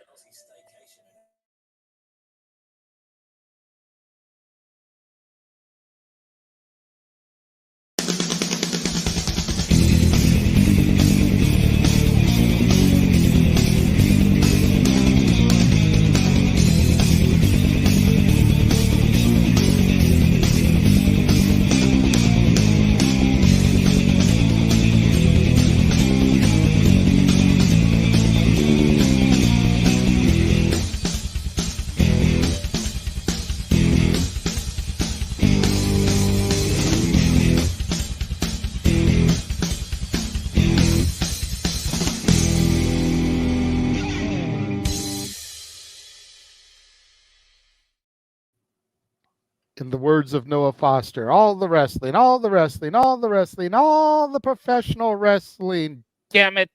And sports entertainment. All the content, all the content, all the content, and some shills. Yes.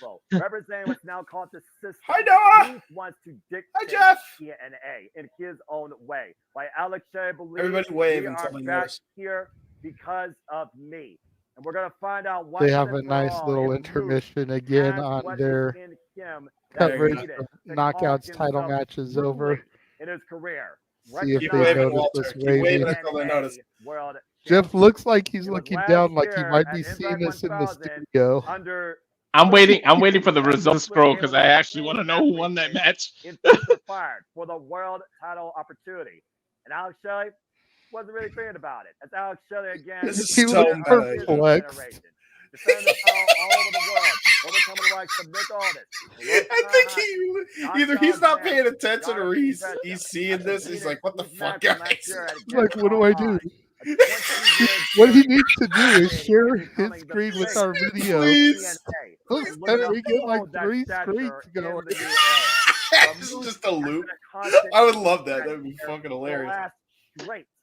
Hold on, everybody do a dance.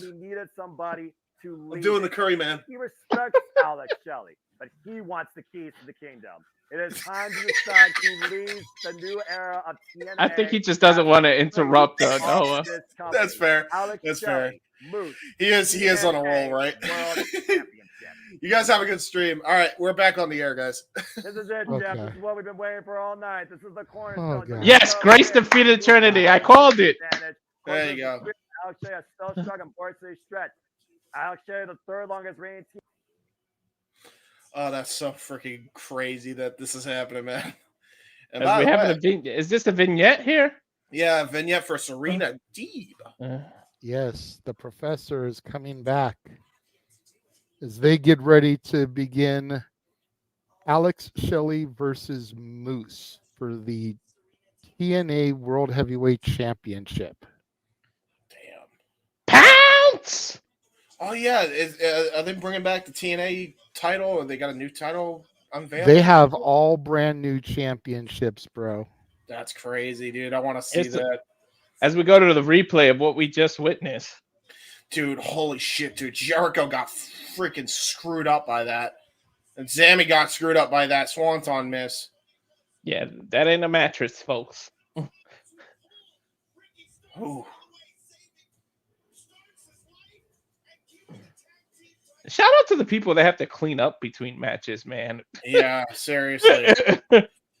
That couldn't have been an easy task at all, especially considering it was all over the arena. So they had every cleaning staff ready on standby. Exactly. As we see Anna Jay making her way to the ring. Julia Hart, very, very nice looking. I'm sorry, I'm play-by-play. I gotta keep it professional, kinda. No. You're okay. You're okay. I mean, You as said long it as we politely. don't go crazy with it, we're good. I mean, Julia Natalia Hart. Natalia Markova's not in the ring right now, so we're good. If she is in the ring, forget about it. You didn't say anything bad. You just said she's a good-looking woman. Exactly.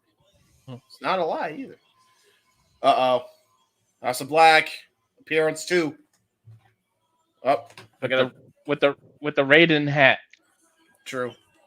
Turn off the light. Damn it. All right, here we go. Or more like Kung Lao hat.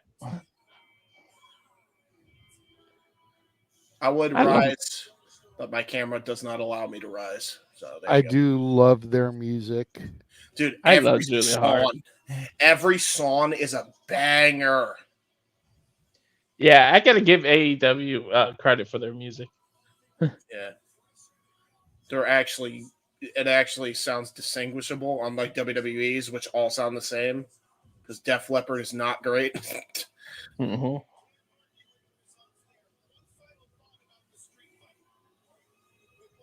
This is the kind of entrance Scarlett should have had. Exactly. Thanks, Scarlett, Karrion, Rhea, all these people. Mm-hmm.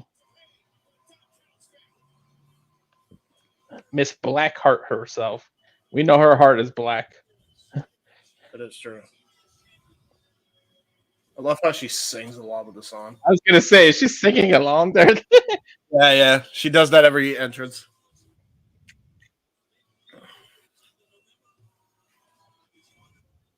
We get a look at the TBS title. TBS champion. TBS title being defended on TNT. Yeah, because that makes sense. At least we did see the TNT title on TNT as well, so Tony, he took a chance because, like, what if you lose your network deal? Then you got to change the name of your titles. That's a very good point, and you really got to be confident with the network to name your titles after them. Yeah, imagine if the E had a USA title back in the day, and then they had to go to Spike TV after. They would have been like, That's what they called the United States title for a little bit. They called it the USA belt. Followed up on tie up by Jay and Adam, Julia, by the way. But yeah, that would have been hilarious. So they would have had to call it the TNN title right after. Right. Then they had to change it to the Spike title. Then back to the USA title. That would have been phenomenal. Julia just slamming. Whoa. God damn. Just slamming her head on that. Well, we know how Julia Hart gets down in the ring and possibly in the bedroom. That's a bit rough. God damn. Just slamming the back of her head. That's dangerous, man. That's concussion easily. Exactly. Absolutely. Yeah, see, and the difference between a bed and the ring is at least you have a bed to cushion your blow. Oh, nice throwback. Sorry. You idiot. There you go. I tried to step right over it, JJ. I don't know if you noticed. I had to make at least one comment like that. You did, and I just put my own little twist on Noah's thing there. So that is actually pretty good. Pretty good. Elbow shots. Oh my God. Up. Julia Hart dominating. She's been dominating since the opening bell. Yeah, I mean, Julia Hart, ever since she's won that TBS title, man, she's definitely been the force to be reckoned with. She is somebody you want to keep an eye out on. She whips into the corner here. Springboard. Oh, Jesus. Reverse face plant into the turnbuckle. Ooh. Followed by a spinning heel kick out to the back of Julia Hart's head. Yeah, great maneuvering there by Anna Jay. But Julia Hart able to get out of the way of that attempt there. Forearm shot now. I'll turn my volume up. I did volume down rather. I didn't realize how loud it was for a second. Now here's the problem. Here's the problem opening your special with the kind of match you did. Look at the crowd. You sucked they used all their energy, and then you threw this women's title match after, and now look at there's barely any energy coming off the crowd now. I mean, yeah, that's the problem of being a cool down match. That's essentially what it is.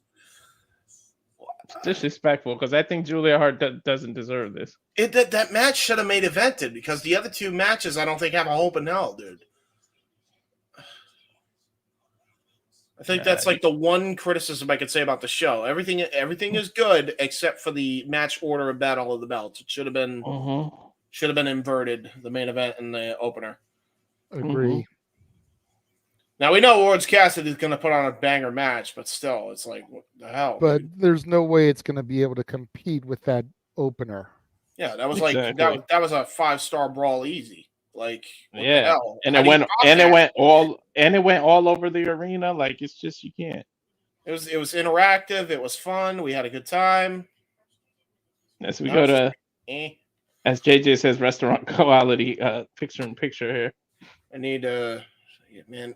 We keep talking about restaurants, and now I'm starving. What the? As we go to a gas commercial on top of that. Yeah. That right there. Oh, are we talking about gasoline or are we talking about like natural gas? I don't know. Really quickly, while we're in picture, James, you asked about the titles. Yes. For TNA. I do want to see. Oh my! There's God. the new X Division title. Love that. That's really cool. I like the that. New World Tag titles. Love that. All right. The new Knockouts tag titles. Ooh, yeah. Like that. The digital media title. Dude, that is sick looking. Knockouts championship. Yep. Nice. And their world championship. Dude, all of them so beautiful looking. I really like the knockout. The knockout championship looking really nice. See, that's how you do your championship branding and still have your logo plastered on the title and also make it look different in every design. Just saying. Done by Hellfire Designs. You can find them on Twitter, Hellfire_designs. Yes, sir. There you go. So if you run a wrestling promotion and need to get a championship belt made, go to them. They did TNA's new titles, and y'all see how good they look. Who does the Especially the AEW? knockout. Who does the AEW titles? Do we know who does those? I'm not sure. There you go. They look pretty Obviously good. not Hellfire Designs because they're not that distinct looking. I was going to say, that says a lot when you said, I don't know. It says a lot right there. I was going to say, like, there definitely is. I think the world title is distinct from every other title. But yeah, every other title is kind of the issue. I kind of don't even like the design of the AEW titles, to be honest. I like the World Championship. The World Championship, I mean, you can tell it's a World Championship. And we're now in full-on commercial. We don't even have the picture anymore. Yeah. Some further disrespect for this women's title match. Which is why we all went on rants about belts. Yeah. Women's wrestling. Come on, man. Tony. Like, what? Hey, JJ, there's your bed there. Oh, yeah. My bed. Yeah, that's Julia. Yeah, there's Julia. Julia Hart is doing some headbanging of a different kind of variety. And again, we are currently on all channels across the multiverse that we're streaming on. Thank you again to everybody who is joining us and watching along. Yes. It is so cool to be doing this. I definitely feel like this has been a success. Yeah. I would be curious to see what Jeff feels on his end of things. But I definitely feel like this has been a success. This has been phenomenal. I think this has been a great idea. Definitely. And here we go. We got the women's again, and they're I'm so glad I took today off. Yeah, it's been a very good night of action. And here we go, picking up the action a little bit. Couple arm ringers. I love how Anna Jay's supposed to be the baby face, but she's acting anything but right now. Yeah, she's yelling at Julia Hart, screaming. She Angie. Big Angie. Well, I mean, you got to figure how long has Anna Jay been taken for a joke? That's true. Mm-hmm. You know, That's she true. has not been taken seriously until recently. And again, we talked about it a lot on Collision. Look at the Kinesio tape on her shoulder. Yeah, Proof what the that she's hell? been stepping up her game, putting her body more on the line as of late. Not near as heavy as we saw on Brian Cage or I forget who else it was. Ooh, nice backstabber. Backstabber. Backstabber. But still enough that it's noticeable there on her. That's fair. Hey, by the way, I heard a rumor that apparently I don't know if it was true, and I know we don't usually cover rumors, but I was curious about this if there was any substantial evidence of it. What's up? Tag team titles in AEW for women? Is that a thing they're thinking Not about? as of yet. A lot of people are asking for it because their women's division is getting so deep That is that it fair. would make sense for them to have one. The problem is there's not enough TV time, you know. I think AEW should rebrand Rampage as a women's wrestling show. Yeah. The problem is, what are you going to name it? The 930 title? The 'Cause women's that's basically what's going to happen. Just the No, women's Rampage. You just leave it as Rampage, but it's an hour of women's wrestling. What the The hell? only title. I meant the titles. Like, it'll be like the 9 o'clock championships because that's the only time they'll get show. Like, Oh no! The only title that I would want to see defended on a show other than Rampage would be the TBS title on Dynamite, which is actually on TBS. Exactly. But that's not a Julia bad has idea. Anna Jay locked in here. Oh, by the Showcase way, the women like that. Anna Jay got a really bad cut on her elbow somehow during this matchup. I don't know if anybody catches that. It's bleeding.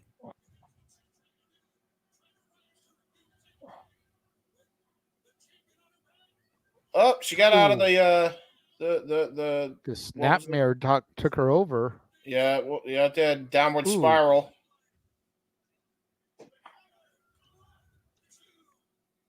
Lackadaisical cover there. Anna Yeah, I Jay was not about to hooking a say. leg, not really putting the body in body. You see, this is why people don't take you serious as you make rookie mistakes like that. Uh-oh. Uh-oh. Uh-oh.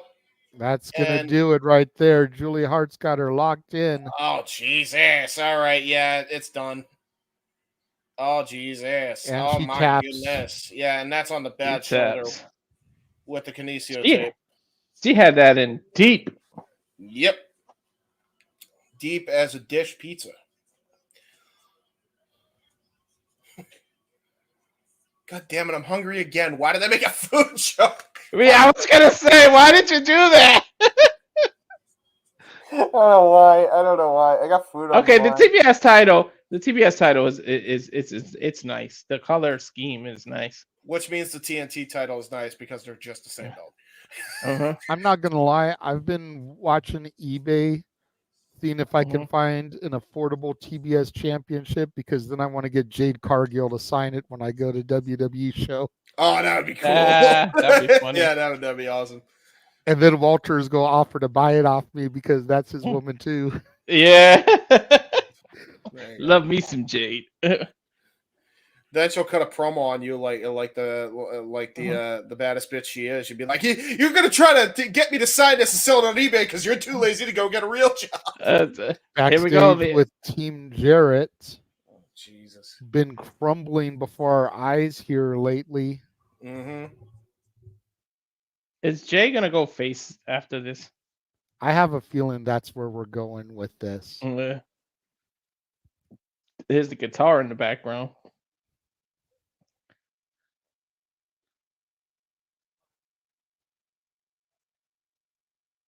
Damn, The the only only reason reason Lethal it worked works here. here is because of Sanjay. Sanjay is angry. He's still salty about SoCal Val all these years later, huh? He has little man syndrome, man. Little men just get angry. Satnam Singh is back. He's been MIA for a while. Oh, maybe that's why they're out of sync. It's because they don't have Satnam. That's a big man.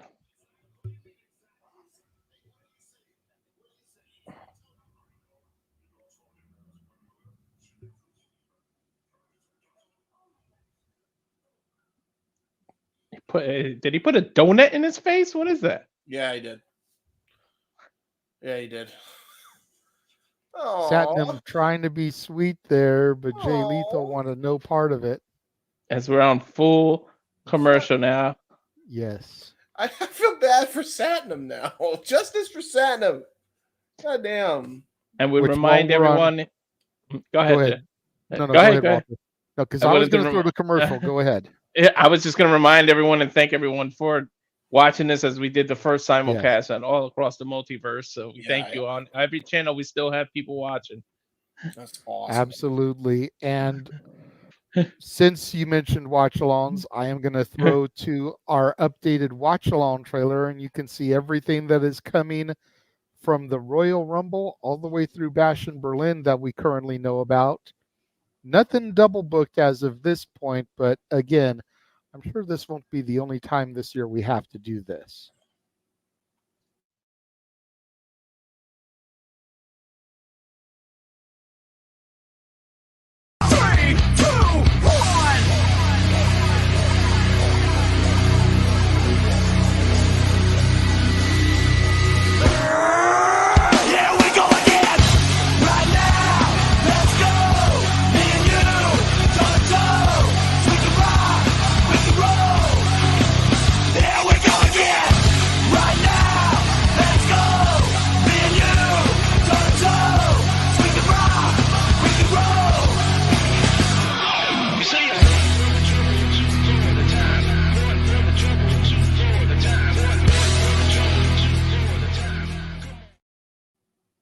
And apparently earlier today, it was reported and announced on WWE's Twitter via the Sunday Times in Washington, CM Punk will be at the Chamber in Perth, Australia. Oh, wow. Okay. Damn, that's the first time I think Australia is getting a Punk appearance, huh? There you go. Wonder if he'll have a match or just an interview segment. Don't know. But either way, Punk will be in the house. Punk in Perth. There you go. Dude, it would be... What the hell is this commercial? There's no way that's real, right? Where they're just, like, handing out money for no reason? What the heck? It's a lie. Oh, Ibotta? Yeah. Is that a legit thing? It actually is a legit thing. There's an app that you can use. I used it for a while back in the day. And what it is you go through and you scan your grocery receipt and you mark off things that you bought. And it'll go through like a database. And if it finds a price cheaper than what you paid where you paid for it, it'll give you a little refund. And the pennies will start to stack up. And then once you reach X amount of dollars, I think it has to be like $5 or $100, you can cash that out and have that money sent to your bank. Really? Yeah, so I don't know if you have any of these stores near you, but just roll with me here. If you go to a Vons or a Pavilions and you buy a jug of milk for $3.99 and the Ralph's near you or the Walmart near you has it for $3.29, you get 70 cents back. Ooh, okay, so because you could have found it somewhere else for less. Okay, and then does that work for convenience stores also? I don't know. Because I have when I used it, it didn't. Oh. As we are back and the Orange Cassidy match is on. The International Championship to be defended now. Yes, I love this song too. Freaking Jefferson Airplane's Jane. You know what I love? I love his entrance because it just go whatever from wherever. I just love that. Titantron.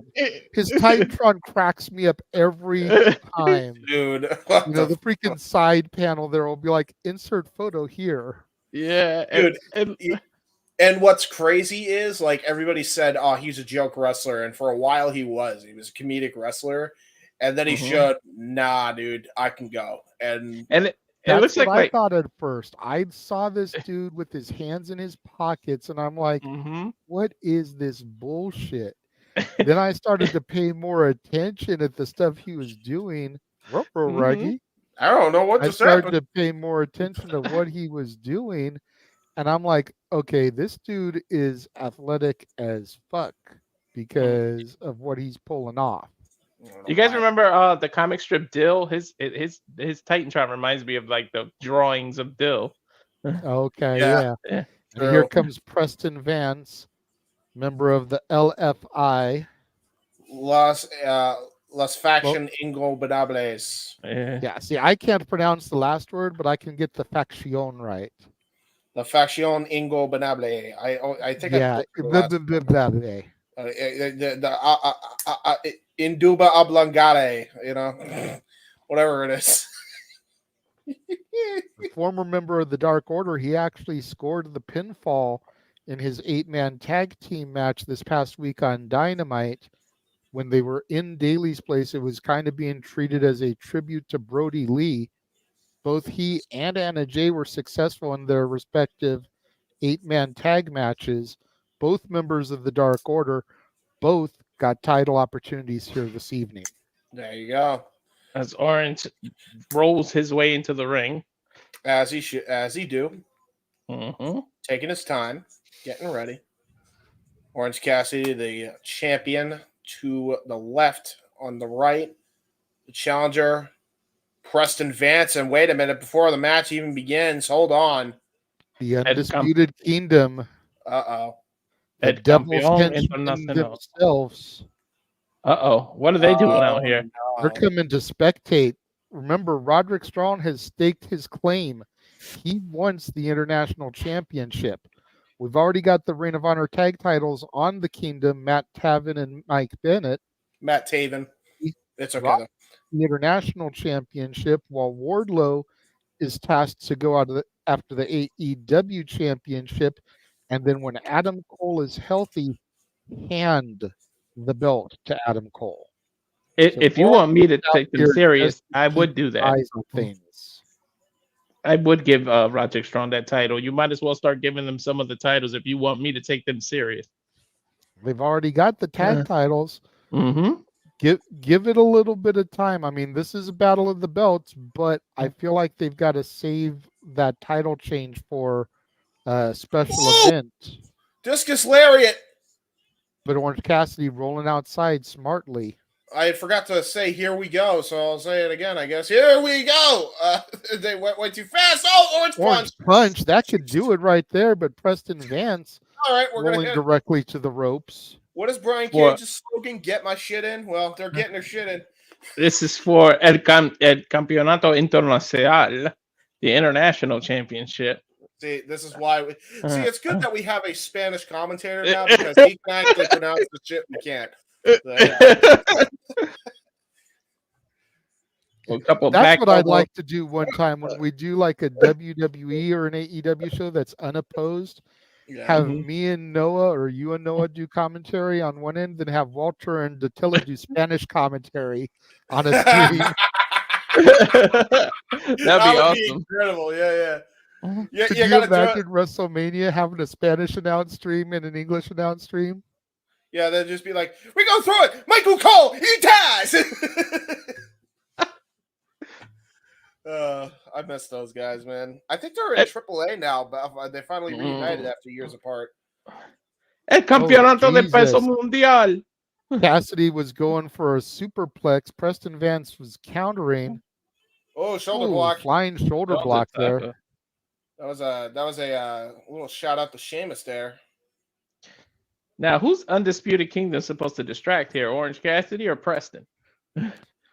Orange Cassidy, because he's the champion. They want him to know that they are there watching and they're coming for him. Wow, what a dive back through the ropes. Completely forgot to put the graphic up. Wow, what a great wheelbarrow German. That was awesome. Ooh, bicycle kick. He got a bicycle. He landed right in front of the Undisputed Kingdom there. And then tell him, get your ass back in the ring. Mm-hmm. So when does Kyle O'Reilly come in and join the Undisputed Kingdom? I'm just saying. I think he's injured. He'll be back. That would be a Noah question. You couldn't pick a better name, man. I hope he's I'm so all right upset with that. I do hope he's all right because I know he suffers. He got type 1 diabetes and he also suffers from like seizures, JJ. So that might be what he's dealing with still. That's fair. Preston's got Orange Nice Cassidy stalling suplex here. Stalling suplex here. Delayed. Marching him around the ring a la the British Bulldog. I think that was about 15-second delay on that suplex. Hooks the leg. Yeah, Preston Vance, man, he is super underrated. When you actually get to see him in action, man, he is super underrated. Like he's got some moves. He's got an arsenal on him. And we're in restaurant quality picture-in-picture. Stop making me hungry. Stupid restaurant quality. Okay, you want to talk about making hungry. Me and Cece were hanging out this morning, and she was putting on diners, drive-ins, and dives, and we hadn't had breakfast or anything yet. I was like, dude, this is a form of torture. Why? Well, You got me sitting here watching diners, drive-ins, and dives. We haven't eaten yet. Some of these places aren't near us. The ones that are near us, some of them are out of business, post-COVID and everything. I can't try this food that I'm seeing on TV. This is torture. And then AEW, they keep showing, TNT keeps showing all these food commercials. Yeah, look at this. Planet Fitness right after. Like, this is what you'll need after. Yeah. You'll need knock it till you fried it. Bam. Yeah, you eat the food and then you go work out after you eat the food because you are a fat ass. And now we're with this commercial where they're in like the little lettuce restaurant and everything, the salad restaurant. Dude's trying to get a picture with LL Cool J. I got bread. Like another food-related commercial. Damn it. There's bread everywhere. Nothing but right? Bread. What the fuck? Stop it! It's just progressive. I actually have progressive insurance. It's not bad. There you go.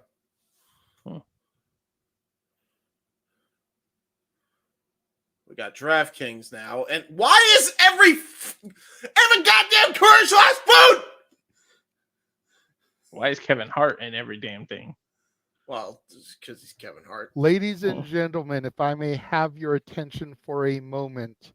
Yes. I am hearing Noah and Jeff scream off of my TV, even though I have them on like level 2 volume. The huge, you'll never believe who will show up is none other than Nick Nemeth. Nick Nemeth is at Hard to Kill right now. They showed him in the crowd? No, he is coming to the ring. Oh boy! Apparently, wow. Mr. If I'm understanding everything correctly, and we will get Noah and Jeff to, kind of put everything into place when we come on the air for open mic night. But if I'm understanding correctly, Moose defeated Alex Shelley, and Nick Nemeth came out. Uh-oh.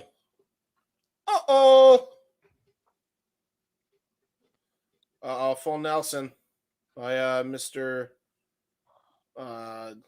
Preston Vance. Yeah. Keep forgetting his Spanish calling. I don't remember what it is. Where's Jose the assistant, by the way? I have no idea. Oh, there he is. He's right there. Okay. What? By the way, he just randomly showed up with Andrade out of nowhere. So, like, what is he? What is he supposed to be? Like, is he a leader? He's an assistant. But what's his last name? Why isn't he assistant? His last name is the assistant. But he follows the money, man. His first name is Jose. His middle name is His last name is assistant. No. That's what's on his tax papers. What is his government name? That's not his government name. I refuse. Damn it. I refuse to believe it. As we are back from picture in picture and we're at full screen now. Ring around the Rosie spot here. Orange Cassidy's got his hands in his pockets. Beautiful kip up. Yeah, I think he got out of the full Nelson grip by putting his hands in his pockets. Suicide dive. AEW specialty. That's why he was doing the do-si-do spot earlier. And now suicide dive. Here we go. Top rope. Orange Cassidy slowly, might add, making his way to the top rope. Well, he's taking his time, Well, maybe he shouldn't have taken his time. Oh. What were you going to say, Walter? Go ahead. I thought he was going for a guillotine. There it is. Nope. Reversed by Preston. Spine buster. Oh, spine buster. Huge spine buster. On And, the spine. Shades of the Rock with the pose after the spine buster. Well, that's the LFI pose. They've done that for years.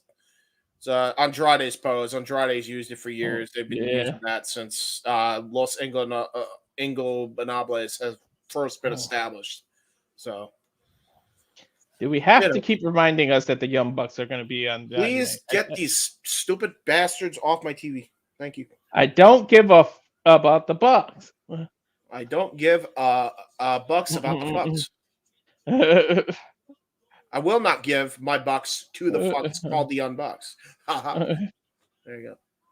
As we reminded of the Christian Cage versus Dustin Reynolds match, or Dustin Rhodes, I should say.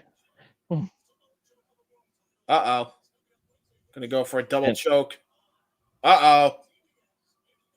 Orange Cassidy's having his second wind of the match. Yeah. Yeah, the most devastating Those brutal chops from Orange Cassidy. Brutal. The tickle me elbow chops. Well, you got a super kick right to the heart when he got mind games playing on him. And now he's trying to stop a mud hole in his ass and walk it dry. Walk it dry, yep. What? Is he gonna go for cannonball? What's he setting up here? Instead of saying what, do you think he just goes whatever? It's whatever.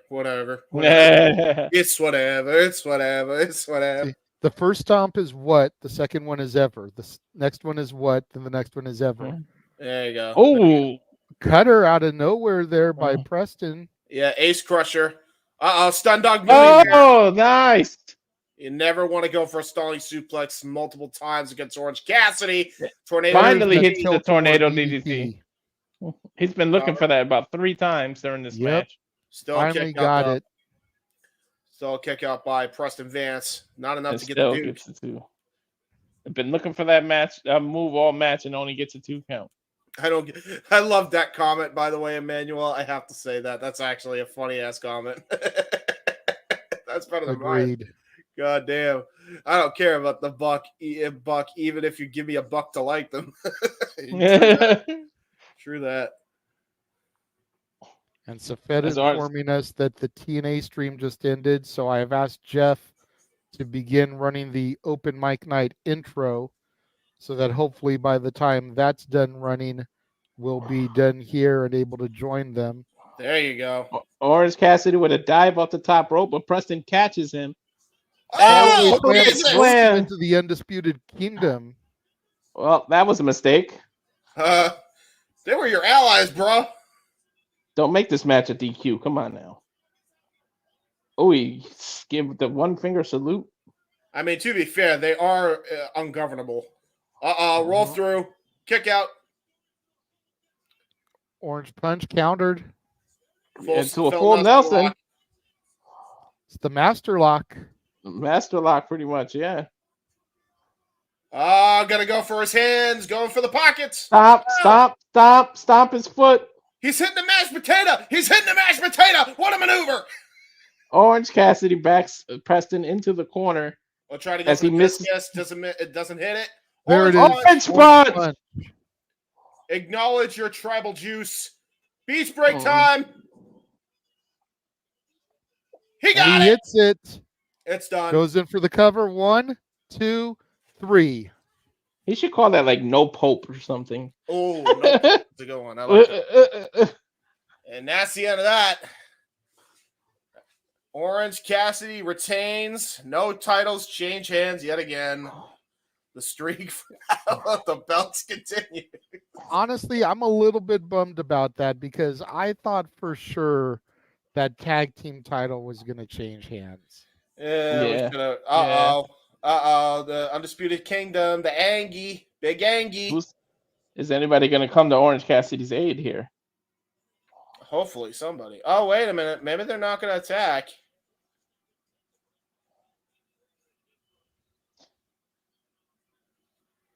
I mean, I do Somebody's like the assistant taking off his jacket. Jose just got the kick. Yeah, he's an assistant, huh? Not a very fucking good one. Ring cleared out of Preston Vance and Jose. Now Orange Cassidy stands alone. Orange Cassidy is surrounded. Take the assistance part away, and that's what he just got handed to him. His ass. But wait, what is going on here? Are they going to get him or not? Why are they just sitting there applauding him?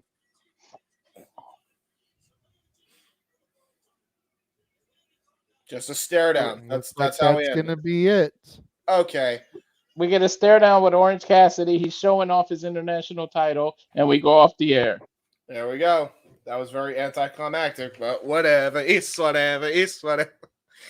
Keep them wanting more. There you go. Exactly. Well, that is going to just about wrap it up for this first ever simulcast watch along.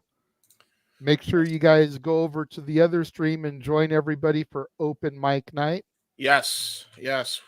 For please leave your Mr. Reliable Walter Cruz, for the He-Man James Hebert, I am the Renegade of Wrestling JJ Williams. Thank you all for joining us and tuning in, and we will see you guys over on the other stream momentarily. See you guys then. Have a good night, folks. Have a good night.